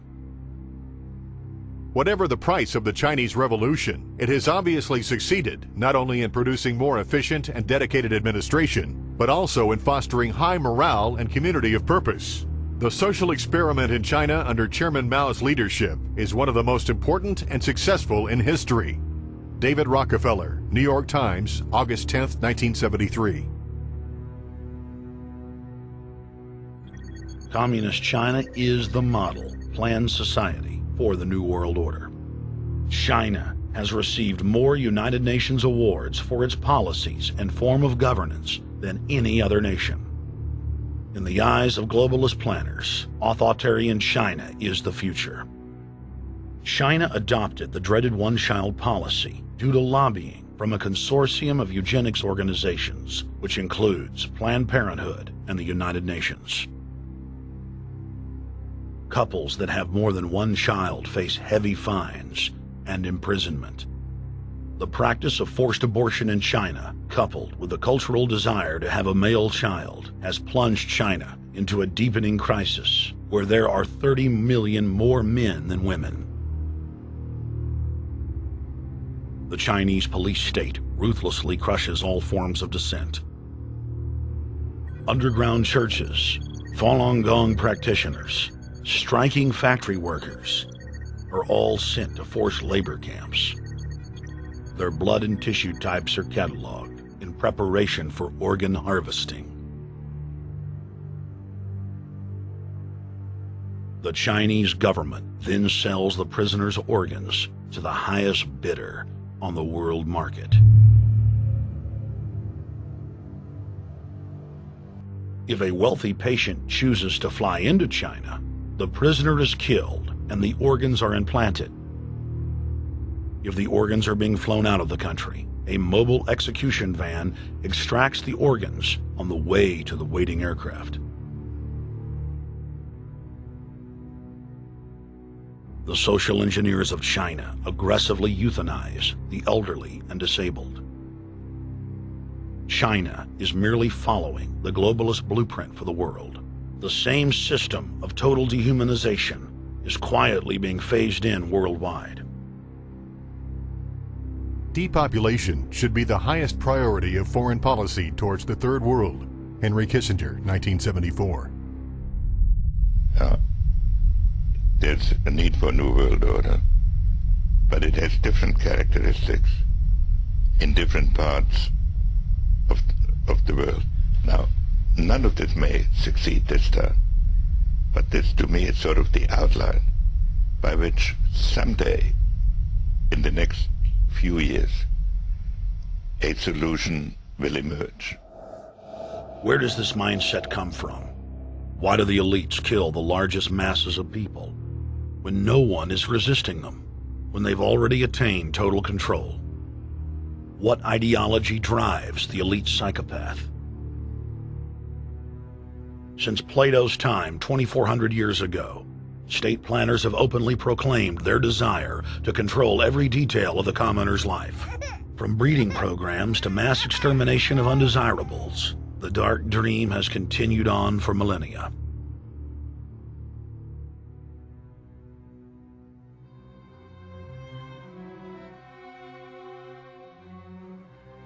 The scientific rationale for tyranny has always been attractive to elites because it creates a convenient excuse for treating their fellow man as lower than animals. Robert Thomas Malthus, famous for saying that a mass food collapse would be helpful because it would wipe out the poor. His fictional scenario would later be called a Malthusian catastrophe. Malthus is important because his ideas led to the rise of a new scientific field that would dominate the course of human history for the next 200+ years. Charles Darwin, an admirer of the Malthusian catastrophe model, developed the theory of evolution, its chief tenet being the survival of the fittest. With the help of T.H. Huxley, known as Darwin's bulldog for his strong support of Darwin's theories were pushed into wide acceptance among key scientific circles throughout England and then the world. Darwin's cousin, Francis Galton, credited as the father of eugenics, saw an opportunity to advance mankind by taking the reins of Darwin's evolution theory and applied social principles to develop social Darwinism. The families Darwin, Galton, Huxley, and Wedgwood were so obsessed with their new social design theory that they pledged their families would only breed with each other. They falsely predicted that within only a few generations, they would produce supermen. The emerging pseudoscience was only codifying the practice of inbreeding, already popular within elites for millennia. The four families experiment was a disaster. Within only 2 generations of inbreeding, close to 90% of their offspring either died at birth or were seriously mentally or physically handicapped. The moneyed class of the planet, and particularly the royal families of the world, who were already obsessed with breeding and filled with a predatory disdain for the underclass, seized on the new science and began aggressively enforcing its aims worldwide.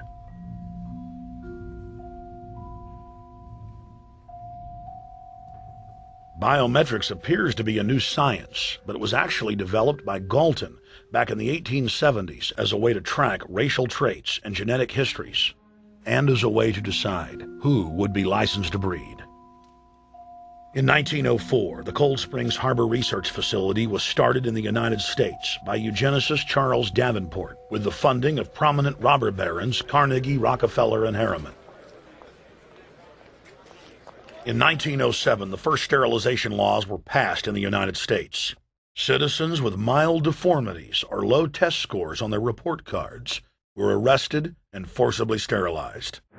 You're 17, aren't you, Alice? Yes, but what have you done with my folks? Well, we're trying to help them, Alice, and you too.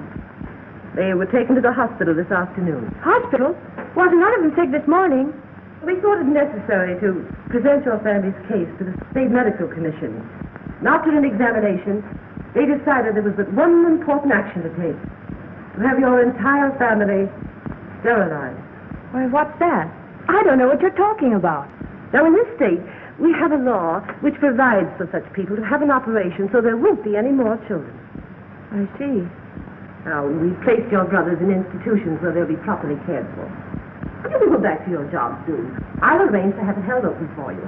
But I'm keeping my job. I'm not going anywhere. Now, you're going to the hospital too, Alice. And you mean they're going to stop me from having children ever? Exactly. I'm all right, I tell you. I won't go to any hospital. We don't want any trouble with you, young woman. If you refuse to go, the officer here will take you by force. In 1910, the U.S. Eugenics Record Office was set up. By then, the British had created the first network of social workers, expressly to serve as spies and enforcers of the eugenics race cult that was rapidly taking control of Western society. The social workers would decide who would have their children taken away, who would be sterilized, and in some cases, who would be quietly murdered.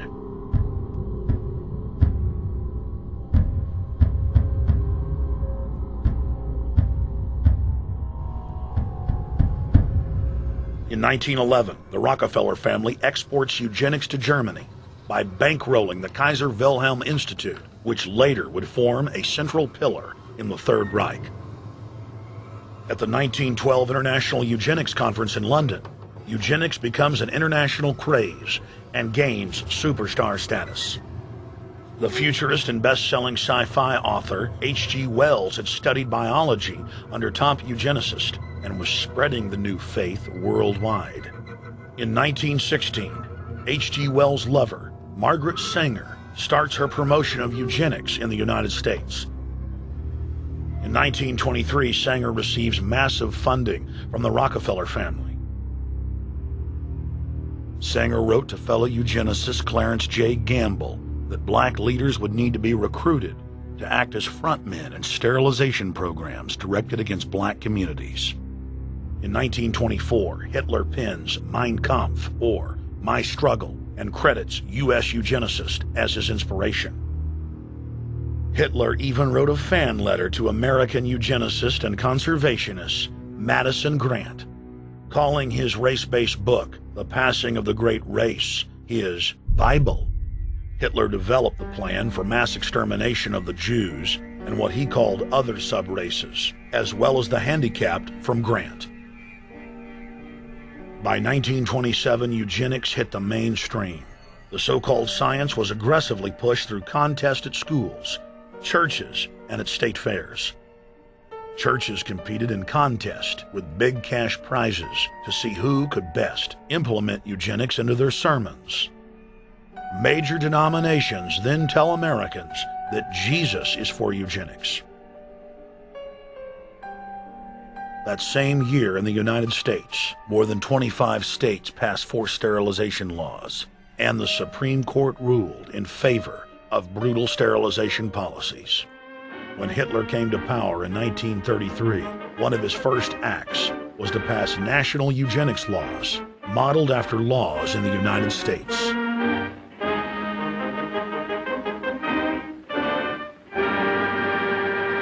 The 1934 film Tomorrow's Children brought the eugenics agenda to the silver screen in the United States.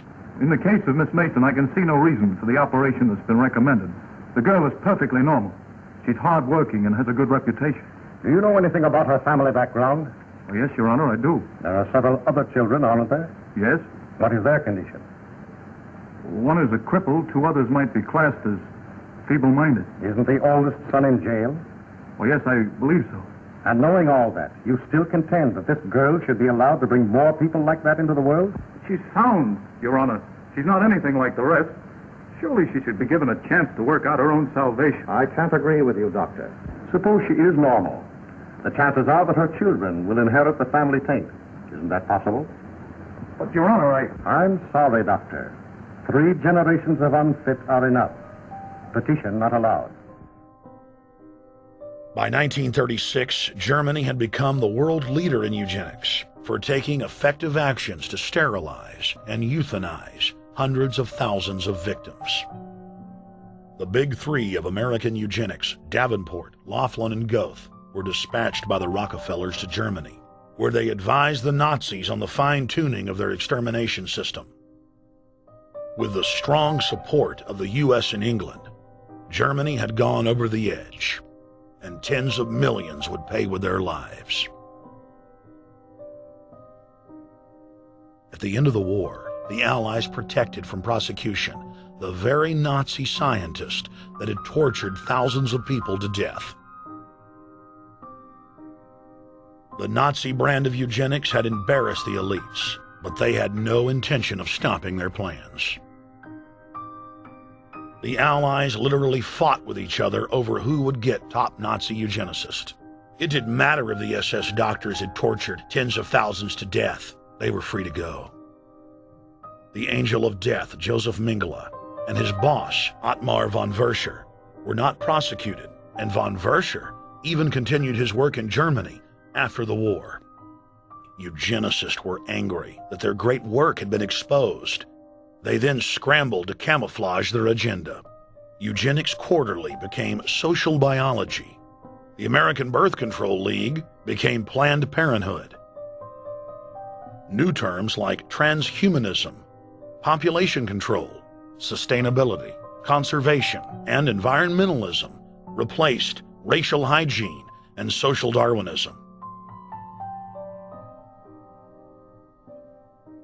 Many eugenicists of the previous period engaged in what they called crypto-eugenics, purposefully taking their eugenics beliefs underground.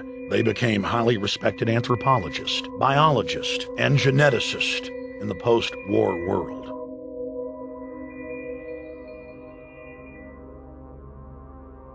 The Allies then smuggled thousands of Nazi scientists out of Germany and placed them in key scientific positions, ranging from bioweapons to rocketry throughout the military-industrial complex. The founder of IBM was a devout follower of Hitler. Thomas J. Watson had supplied his punch card computers and IBM technicians to the Nazis for use in the death camps. Tattoos on camp victims were IBM human identification numbers, which fed into the computers. IBM had used similar punch card systems as early as 1928 in a Jamaican race mixing study. The first real computers were literally invented by a eugenicist for eugenics. UN chieftain and unrepentant eugenicist Julian Huxley argued that since the leaders of eugenics had founded the environmental and conservation movements, that they should be used as vehicles in the formation of a world government. Just as H.G. Wells had envisioned, this government would be controlled by a scientific dictatorship and would be guided by the principles of eugenics. Huxley created the World Wildlife Fund with Bilderberg founder and former SS officer Prince Bernhard of the Netherlands and Prince Philip of England. In the event that I am reincarnated, I would like to return as a deadly virus in order to contribute something to solve overpopulation. Prince Philip, reported by Deutsche Presse-Agentur, DPA, August 1988. Aldous Huxley, author of Brave New World and brother of Julian Huxley, gave a speech at Berkeley in 1962, shortly before his death. He admitted that his best-selling book, Brave New World, written in 1932, was based not on fiction, but on what the elite were actually planning to implement. And here I would like briefly to compare the parable of Brave New World with another parable which was put forth more recently in George Orwell's book 1984. I'm inclined to think that the scientific dictatorships of the future, and I think there are going to be scientific dictatorships in many parts of the world, will be probably a good deal nearer to the Brave New World pattern than to the 1984 pattern. They will be a good deal nearer, not because of any humanitarian qualms in the scientific dictators, but simply because the Brave New World pattern is probably a good deal more efficient than the other. That if you can get people to consent to the state of affairs in which they are living, the state of servitude, the state of being, well, it seems to me that the nature of the ultimate revolution with which we are now faced is precisely this, that we are in process of developing a whole series of techniques which will enable the controlling oligarchy, who have always existed and presumably always will exist, to get people actually to love their servitude. People can be made to enjoy a state of affairs which, by any decent standard, they ought not to enjoy. And these methods, I think, are a real refinement on the older methods of terror, because they combine methods of terror with methods of acceptance. But then there are various other methods which one can think of.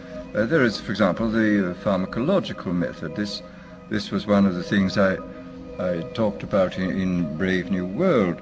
And the result would be that I mean, you can imagine a euphoric which would make people thoroughly happy even in the most abominable circumstances. I mean, these things are possible.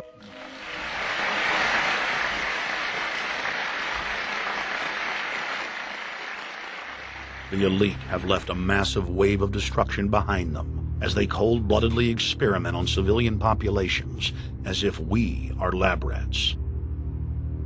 A string of congressional investigations has uncovered more than 20,000 secret tests that were carried out against the American people between 1910 and 2000. One well-known eugenics study, the Tuskegee Syphilis Project, killed hundreds of blacks and spanned 40 years until whistleblowers exposed it in 1972. From 1943 until present, the British have tested lethal nerve gas on their own personnel, on land, air, and sea. Many died instantly. Still others died grueling deaths over several years.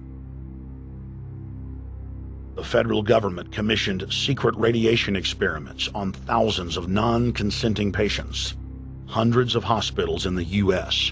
injected healthy men, women, and children with uranium and plutonium at dosage levels ranging from non-therapeutic to lethal, killing many of the test subjects. Pregnant wives of GIs were given vitamins by base doctors that actually consisted of highly radioactive uranium-239 and plutonium-241, resulting in violent miscarriages and the death of the mothers.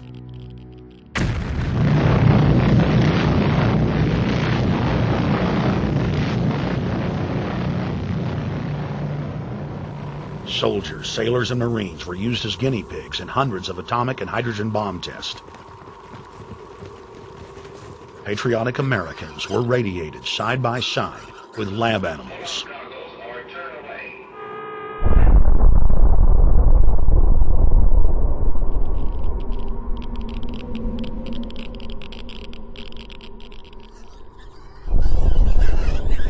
Pilots were forced to repeatedly fly through mushroom clouds of DNA-destroying radiation.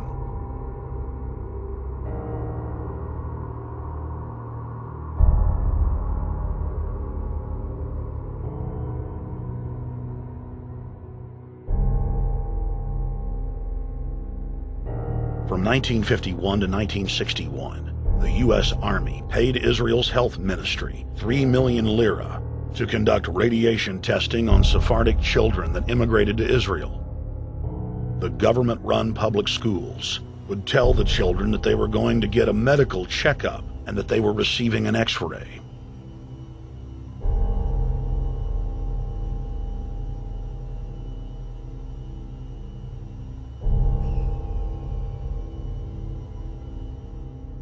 The Pentagon had already radiated more than 4,000 institutionalized children in the United States, many of which had died. More than 110,000 of the darker-skinned Jews were given 35,000 times the maximum dose of X-rays to the head repeatedly. Many of the children died within months. All of them lost their hair. Some still live today and endure excruciating health problems. The covert testing of chemical, biological, and radiological agents on unsuspecting populations continues worldwide today. From 1940 to 1979, the vast majority of the British population was sprayed by aircraft more than 2,000 times with deadly chemicals and microorganisms without ever being told. In 1968, the Pentagon tested a deadly bioweapon on New York subways and placed personnel in local hospitals to monitor the effects. Aggressive sterilization of men and women continued in many states until the mid-1980s. The United States and England are currently testing pesticides and highly toxic experimental drugs on tens of thousands of healthy foster children, many of which die as a result of the experiments. Prisons across the nation have forced inmates to participate in grisly experiments, ranging from pesticide studies to having tablets of dioxin sewn into their backs. Gradually, by selective breeding, the congenital differences between rulers and ruled will increase until they become almost different species. A revolt of the plebs would become as unthinkable as an organized insurrection of sheep against the practice of eating mutton. Bertrand Russell. H.G. Wells, Aldous Huxley, Bertrand Russell, and hundreds of other eugenicists constantly bragged about how the establishment believed themselves to be a separate, more advanced species than the common man. Top eugenicists were bold enough to admit that their real goal was not improving the heredity of the commoner, but to further dumb them down so that they could be more manageable. Nobel Prize winner Russell wrote at length about how vaccinations filled with mercury and other brain-damaging compounds would induce partial chemical lobotomies and develop a servile zombie population. Diet, injections, and injunctions will combine from a very early age to produce the sort of character and the sort of beliefs that the authorities consider desirable, and any serious criticism of the powers that be will become psychologically impossible. Bertrand Russell. Over 100 years ago, eugenicist social planners said that they'd use mind-altering drugs to control the population. By 2007, more than 20% of the U.S. population were on some type of prescription antidepressant. But in the case of foster children, a sector where the state has total control, at least 2/3 are forced to take a cocktail made up of, on average, 7 psychotropic drugs. Chairman of the Texas Society of Psychiatric Physicians, Joe Burkett, testified before the State House Select Committee hearing on psychotropic drugs in foster care and shocked the public when he said that 2/3 of foster children in Texas had been placed on psychiatric drugs because they were very, very sick from a bad gene pool. A lot of these kids come from bad gene pools. They don't have stable parents making good decisions. Besides the gene pools, they've then been traumatized by abuse, neglect, and problems, and then they've been traumatized by separation, and all those things predispose to mental illness. The Western world is now implementing eugenics pre-crime policies. Fetuses are now being pre-screened according to family histories of crime. From Portland, Oregon to London, England, Child Protective Services are enrolling newborn children into criminal databases at birth and forcing them to attend probation hearings at age 2. The overlords of scientific dictatorship are ruthlessly prosecuting a war on our most defenseless. In December of 1974, the U.S. government made third world population reduction a central national security issue. The operation plan, titled National Security Study Memorandum 200, was simply a regurgitation of the British Commission on Population created by King George VI of England in 1944, which openly stated that populous third world nations posed a threat to the international elite's monopoly of global power. The Kissinger-authored U.S. plan targeted 13 key countries where massive population reduction was called for. Kissinger recommended that IMF and World Bank loans be given on condition that nations initiate aggressive population control programs, such as sterilization. Kissinger also recommended that food be used as a weapon, and that instigating wars was also a helpful tool in reducing population. In 1972, the Nixon White House also implemented a eugenics policy which was directed by George Herbert Walker Bush, then United States Ambassador to the United Nations. Bush advised China on the formulation of their one-child policy and directed the federal government to forcibly sterilize more than 40% of Native American women on reservations. The Bilderberg-dominated Club of Rome advocated environmentalism as the best front to implement population reduction. Western populations would accept serfdom if it was packaged as saving the earth.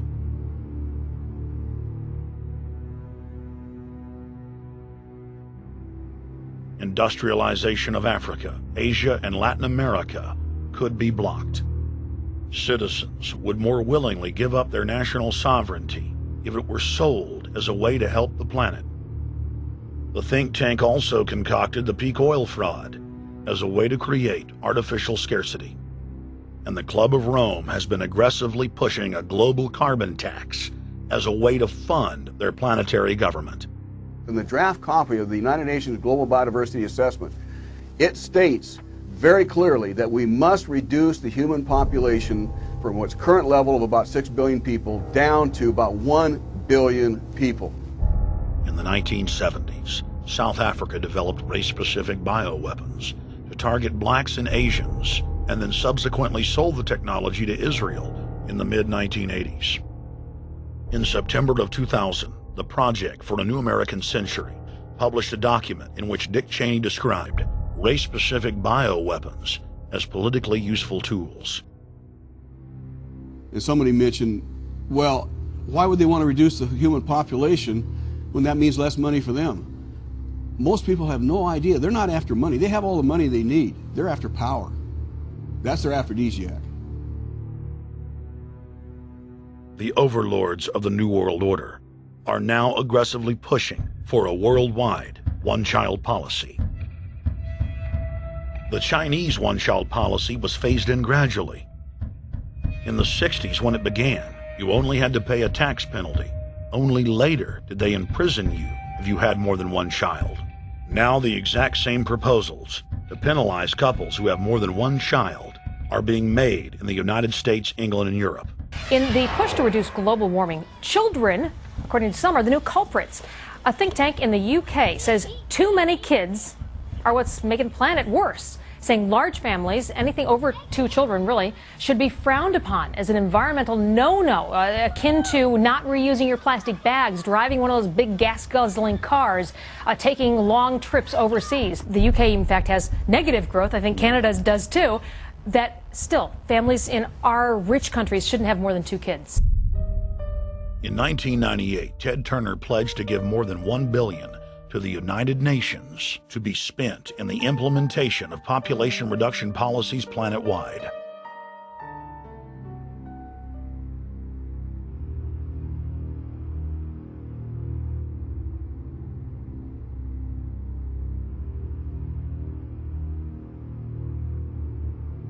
In 1999, the Bill and Melinda Gates Foundation gave $2.2 billion to Planned Parenthood, the United Nations Population Fund, and other population reduction groups. By 2007, the Gates had given more than $30 billion, almost exclusively to population control groups. The controlled corporate press cynically reported that the Gates were giving the money to help third world children. Bill and Melinda Gates were dethroned as the world's most generous philanthropists when their friend and fellow population reduction enthusiast, Warren Buffett, gave $37 billion to fund an army of population control groups. And I actually think the world will be much better when there's only 10 or 20% of us left. Dr. Eric Pianka. Prominent University of Texas biologist Dr. Eric Pianka, while receiving an award from the Texas Academy of Science, said that the worldwide AIDS pandemic was, quote, no good, it's too slow, and went on to laud the virtues of Ebola because it would kill 90% of the world population quickly. When his statements erupted into a national controversy, his graduate students defended him, stating that Pianka was too conservative and that all humans should be killed. But most frightening was the fact that in a crowd of over 1,000 prominent scientists, local newspapers reported that 95% of those in attendance gave Pianka sustained standing ovations every time he extolled the virtues of mass-culling microbes and man's destruction.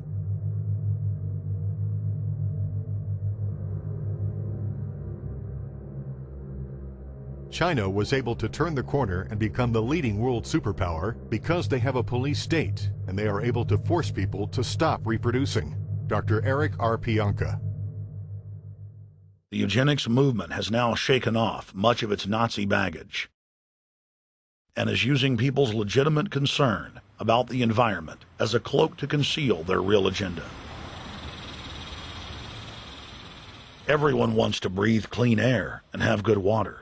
But the controllers of the environmental movement have done nothing but co-opt people's concerns and parlay it into support for global policies that further destabilize the third world and create untold misery. Phony environmental and conservation groups are now the biggest private landowners in the world. They lobby government to take property away from local populations, only to develop it themselves later. When the U.S. military dumps millions of gallons of nerve gas on the east coast of the U.S., they don't say a word. Thousands of companies are creating transgenetic cross-species hybrids, splicing plants, animals, and insects, and releasing the new organisms into the global biosphere, vandalizing the very genetic code of the planet. And large environmental organizations do nothing. The corporate elite of the planet intensified their push for a global taxation system with a year-long build-up to the Live Earth hysteria held on July 7th, 2007 on 7 continents. World leaders announced that saving the Earth was the new organizing principle for humanity and hailed it as the planet's new religion. They claimed that CO2, which plants breathe, was killing the Earth, and that we must reduce the number of children we have to curtail our carbon footprint. Countries across the world marked the day by passing new carbon tax schemes and raising taxes on gasoline, natural gas, and electricity. It is a scientific fact that the sun is the main driver of planetary climate, and the measurements are clear. The sun is becoming hotter, brighter. It has been slowly increasing thermal output in the last 100 years, causing warming not just on Earth, but throughout the solar system. But the scientific facts and even the order of the planets didn't matter to one of the chief organizers of Live Earth, David Mayer de Rothschild, heir to the British arm of the Rothschild fortune, when we spoke to him. When I called Rothschild on the order of the planets, he just laughed, thinking the audience wouldn't get it. He continued to count on the population's ignorance and claimed that the global warming lobby has nothing to do with carbon taxes. I guess he hadn't spoken with his good personal friend, Al Gore. Global warming, the time for debate is over. I think what you have to realize is that being environmentally sensitive and making money aren't mutually exclusive. There's a lot of money to be made in addressing this issue. But you guys are gobbling up all the world's concern to just simply line your pockets and make kids read your book in schools and do all this. It's a business, just like you said, Rothschild. It's not. Do you think I make any money out of this? It's the same thing. It's the same thing your your money-changing ancestors did. They're in Germany, Red Shield, and I'm calling you out, Red Shield. We know it's a scam. A pollution-based tax system, principally CO2. We're causing it mainly, vast majority of it. The consequences are bad and will be catastrophic unless we act. The polar ice caps of Mars are receding at several miles a year, much faster than ours. And that the moons of Saturn and Jupiter are melting. In fact, several of their moons were ice and are now liquid seas. Now, how are SUVs causing that, David Rothschild? That's because those planets are closer to the sun, my friend. No, Jupiter and Saturn are not closer to the sun. Neither is Mars. Yes, sir.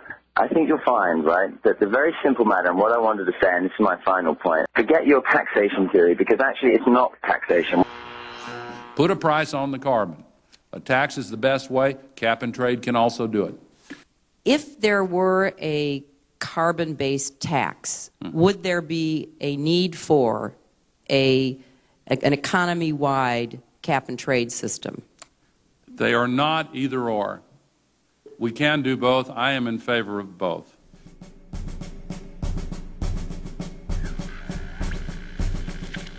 The architects of the New World Order are in a race to complete the structure of world government so they can suppress the independent development of technologies that threaten their monopoly of power, while at the same time steering new developments in the direction the architects chart for humanity. The technocrats call their governing system the final revolution because in the past, empires were enforced militarily. Now enforcement is primarily psychological and economic, and society itself is a construct of the elite who operate outside the controlled paradigm and control the civilization within, just as a child maintains the environment of a fish tank. We are like lab rats, living out our entire existence, never questioning the confines of the cage or the scientists who experiment on us. New World Order engineers have hijacked human destiny. Its controllers have closely studied human behavior for more than 100 years and are now steering us with expert control, using our primitive drives and desires as levers. They have developed their mind control systems to the point of being able to control the average unconscious person like a car.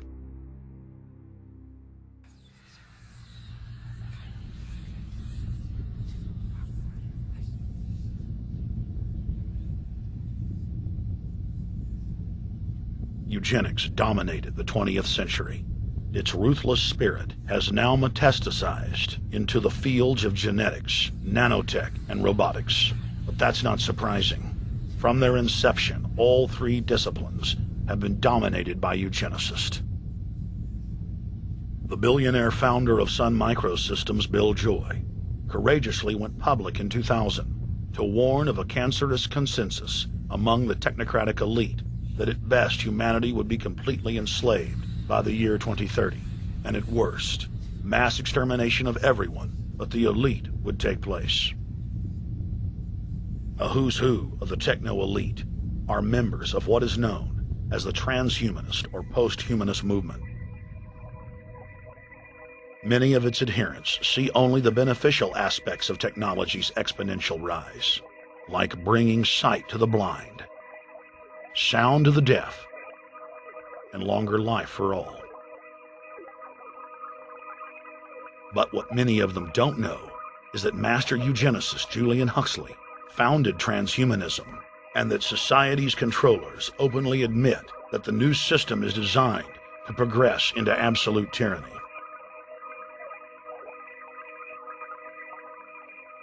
Leading transhumanist Ray Kurzweil boasts that technological advancements will allow those that can afford it to live forever, but admits that most won't be able to keep up with the new master race.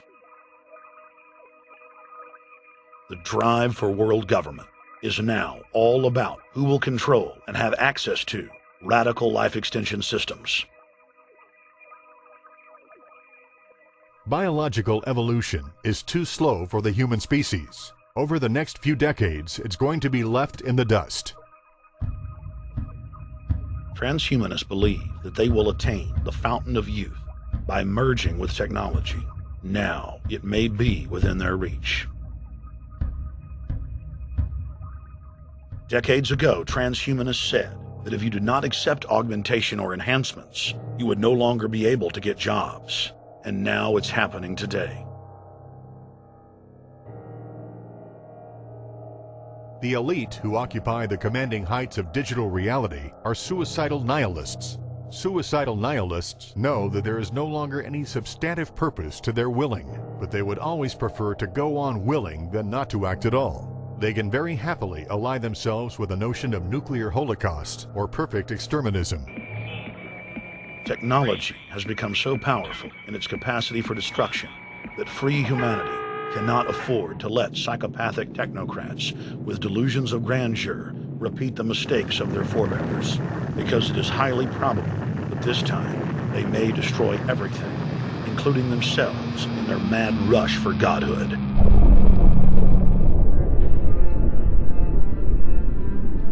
In this film, we have chronicled the Overlord's bloody orgy of experimentation, which already claimed the lives of more than 150 million people in the 20th century.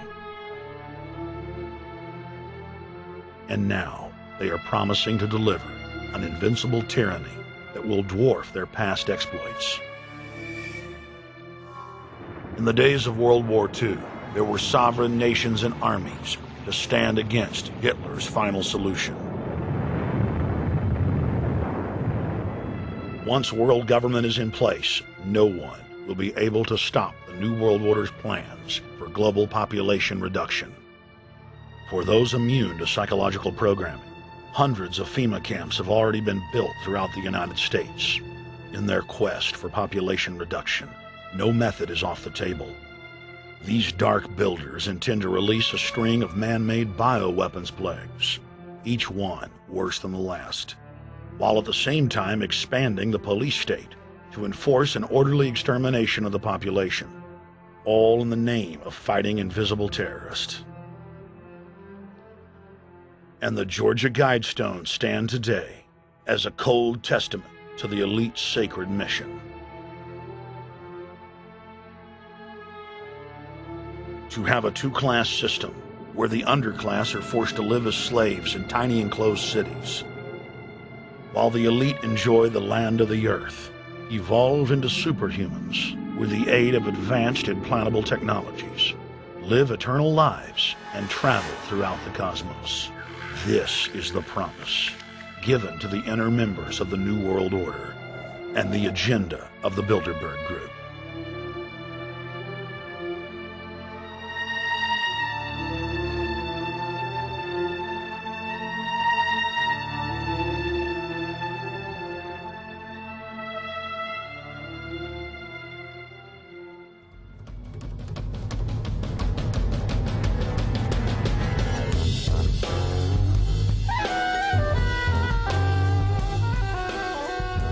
In 2007, Jim Tucker continued his 30-year quest to expose the globalist by traveling to Istanbul, Turkey, the site of Bilderberg, 2007.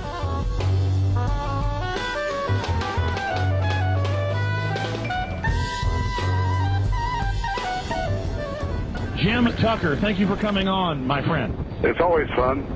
Jim, tell us what you saw today when you were out at the Ritz Hotel. We were at the Ritz-Carlton. It looked like a typical Bilderberg scenario. They had the armed guards all around the place. They had platoons of cops in formation waiting for the disbursement. They also had cops all the way around the building, and they had all those high-tech things where every member can hear whatever's spoken in any language, instantly translate into his own language so they can keep up with it.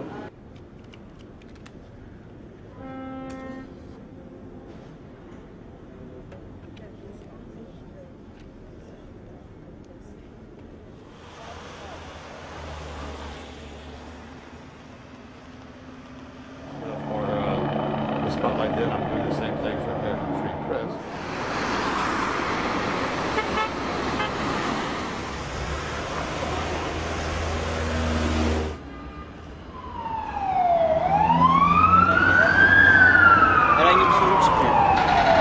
Hey, is the hotel open? Çünkü İngilizce bilen var mı? Ben bilmediğim için. Let's just ask him directly.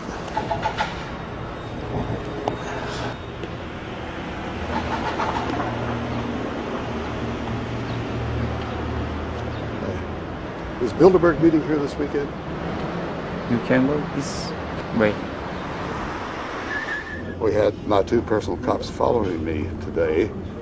I was not aware of it because my nose is always sticking to the camera and my jaws are always flapping. But the TV crew said those guys are going to follow you. And their car followed us out to the hotel. Then they identified the two cops in plain clothes, not business suits, but sport shirts and so forth. Yeah. That's the car that's been on our ass? Yeah. You want to photograph him? Yeah. You are, aren't you? Well, they're very likely Bilderberg boys.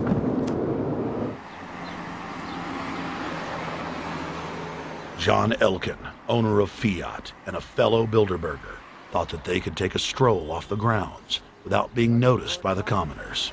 I was thinking about that.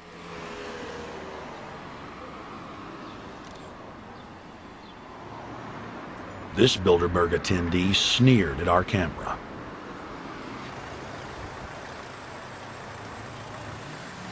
This carload of kingpins gave the media a murderous look and seemed shocked that they would dare point a camera in their direction.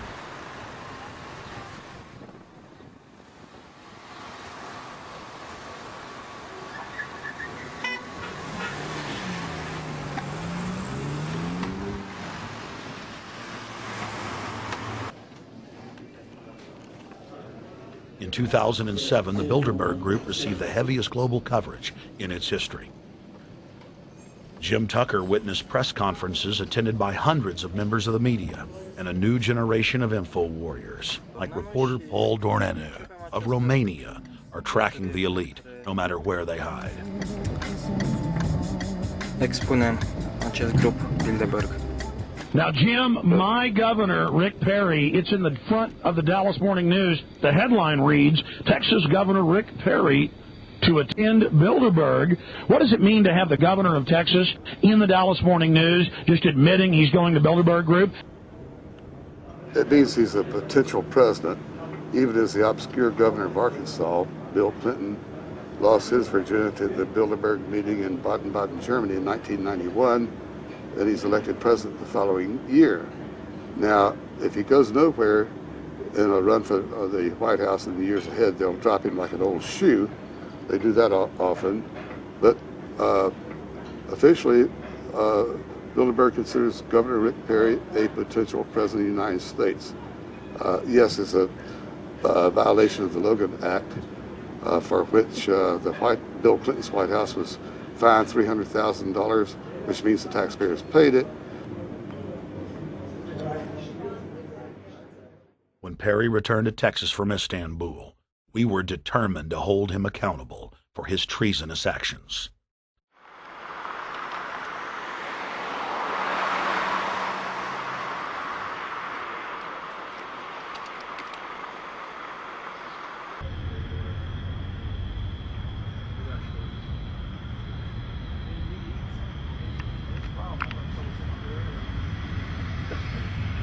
We don't want our roads, our water, our power plants, our entire infrastructure turned over to the New World Order. And we tell you now the people are rising up and learning what you're doing, and they're angry. And they're tired of it. Stop enslaving us. Stop setting up tyranny. Stop going along with the New World Order plan if you've got any soul left, Rick Perry.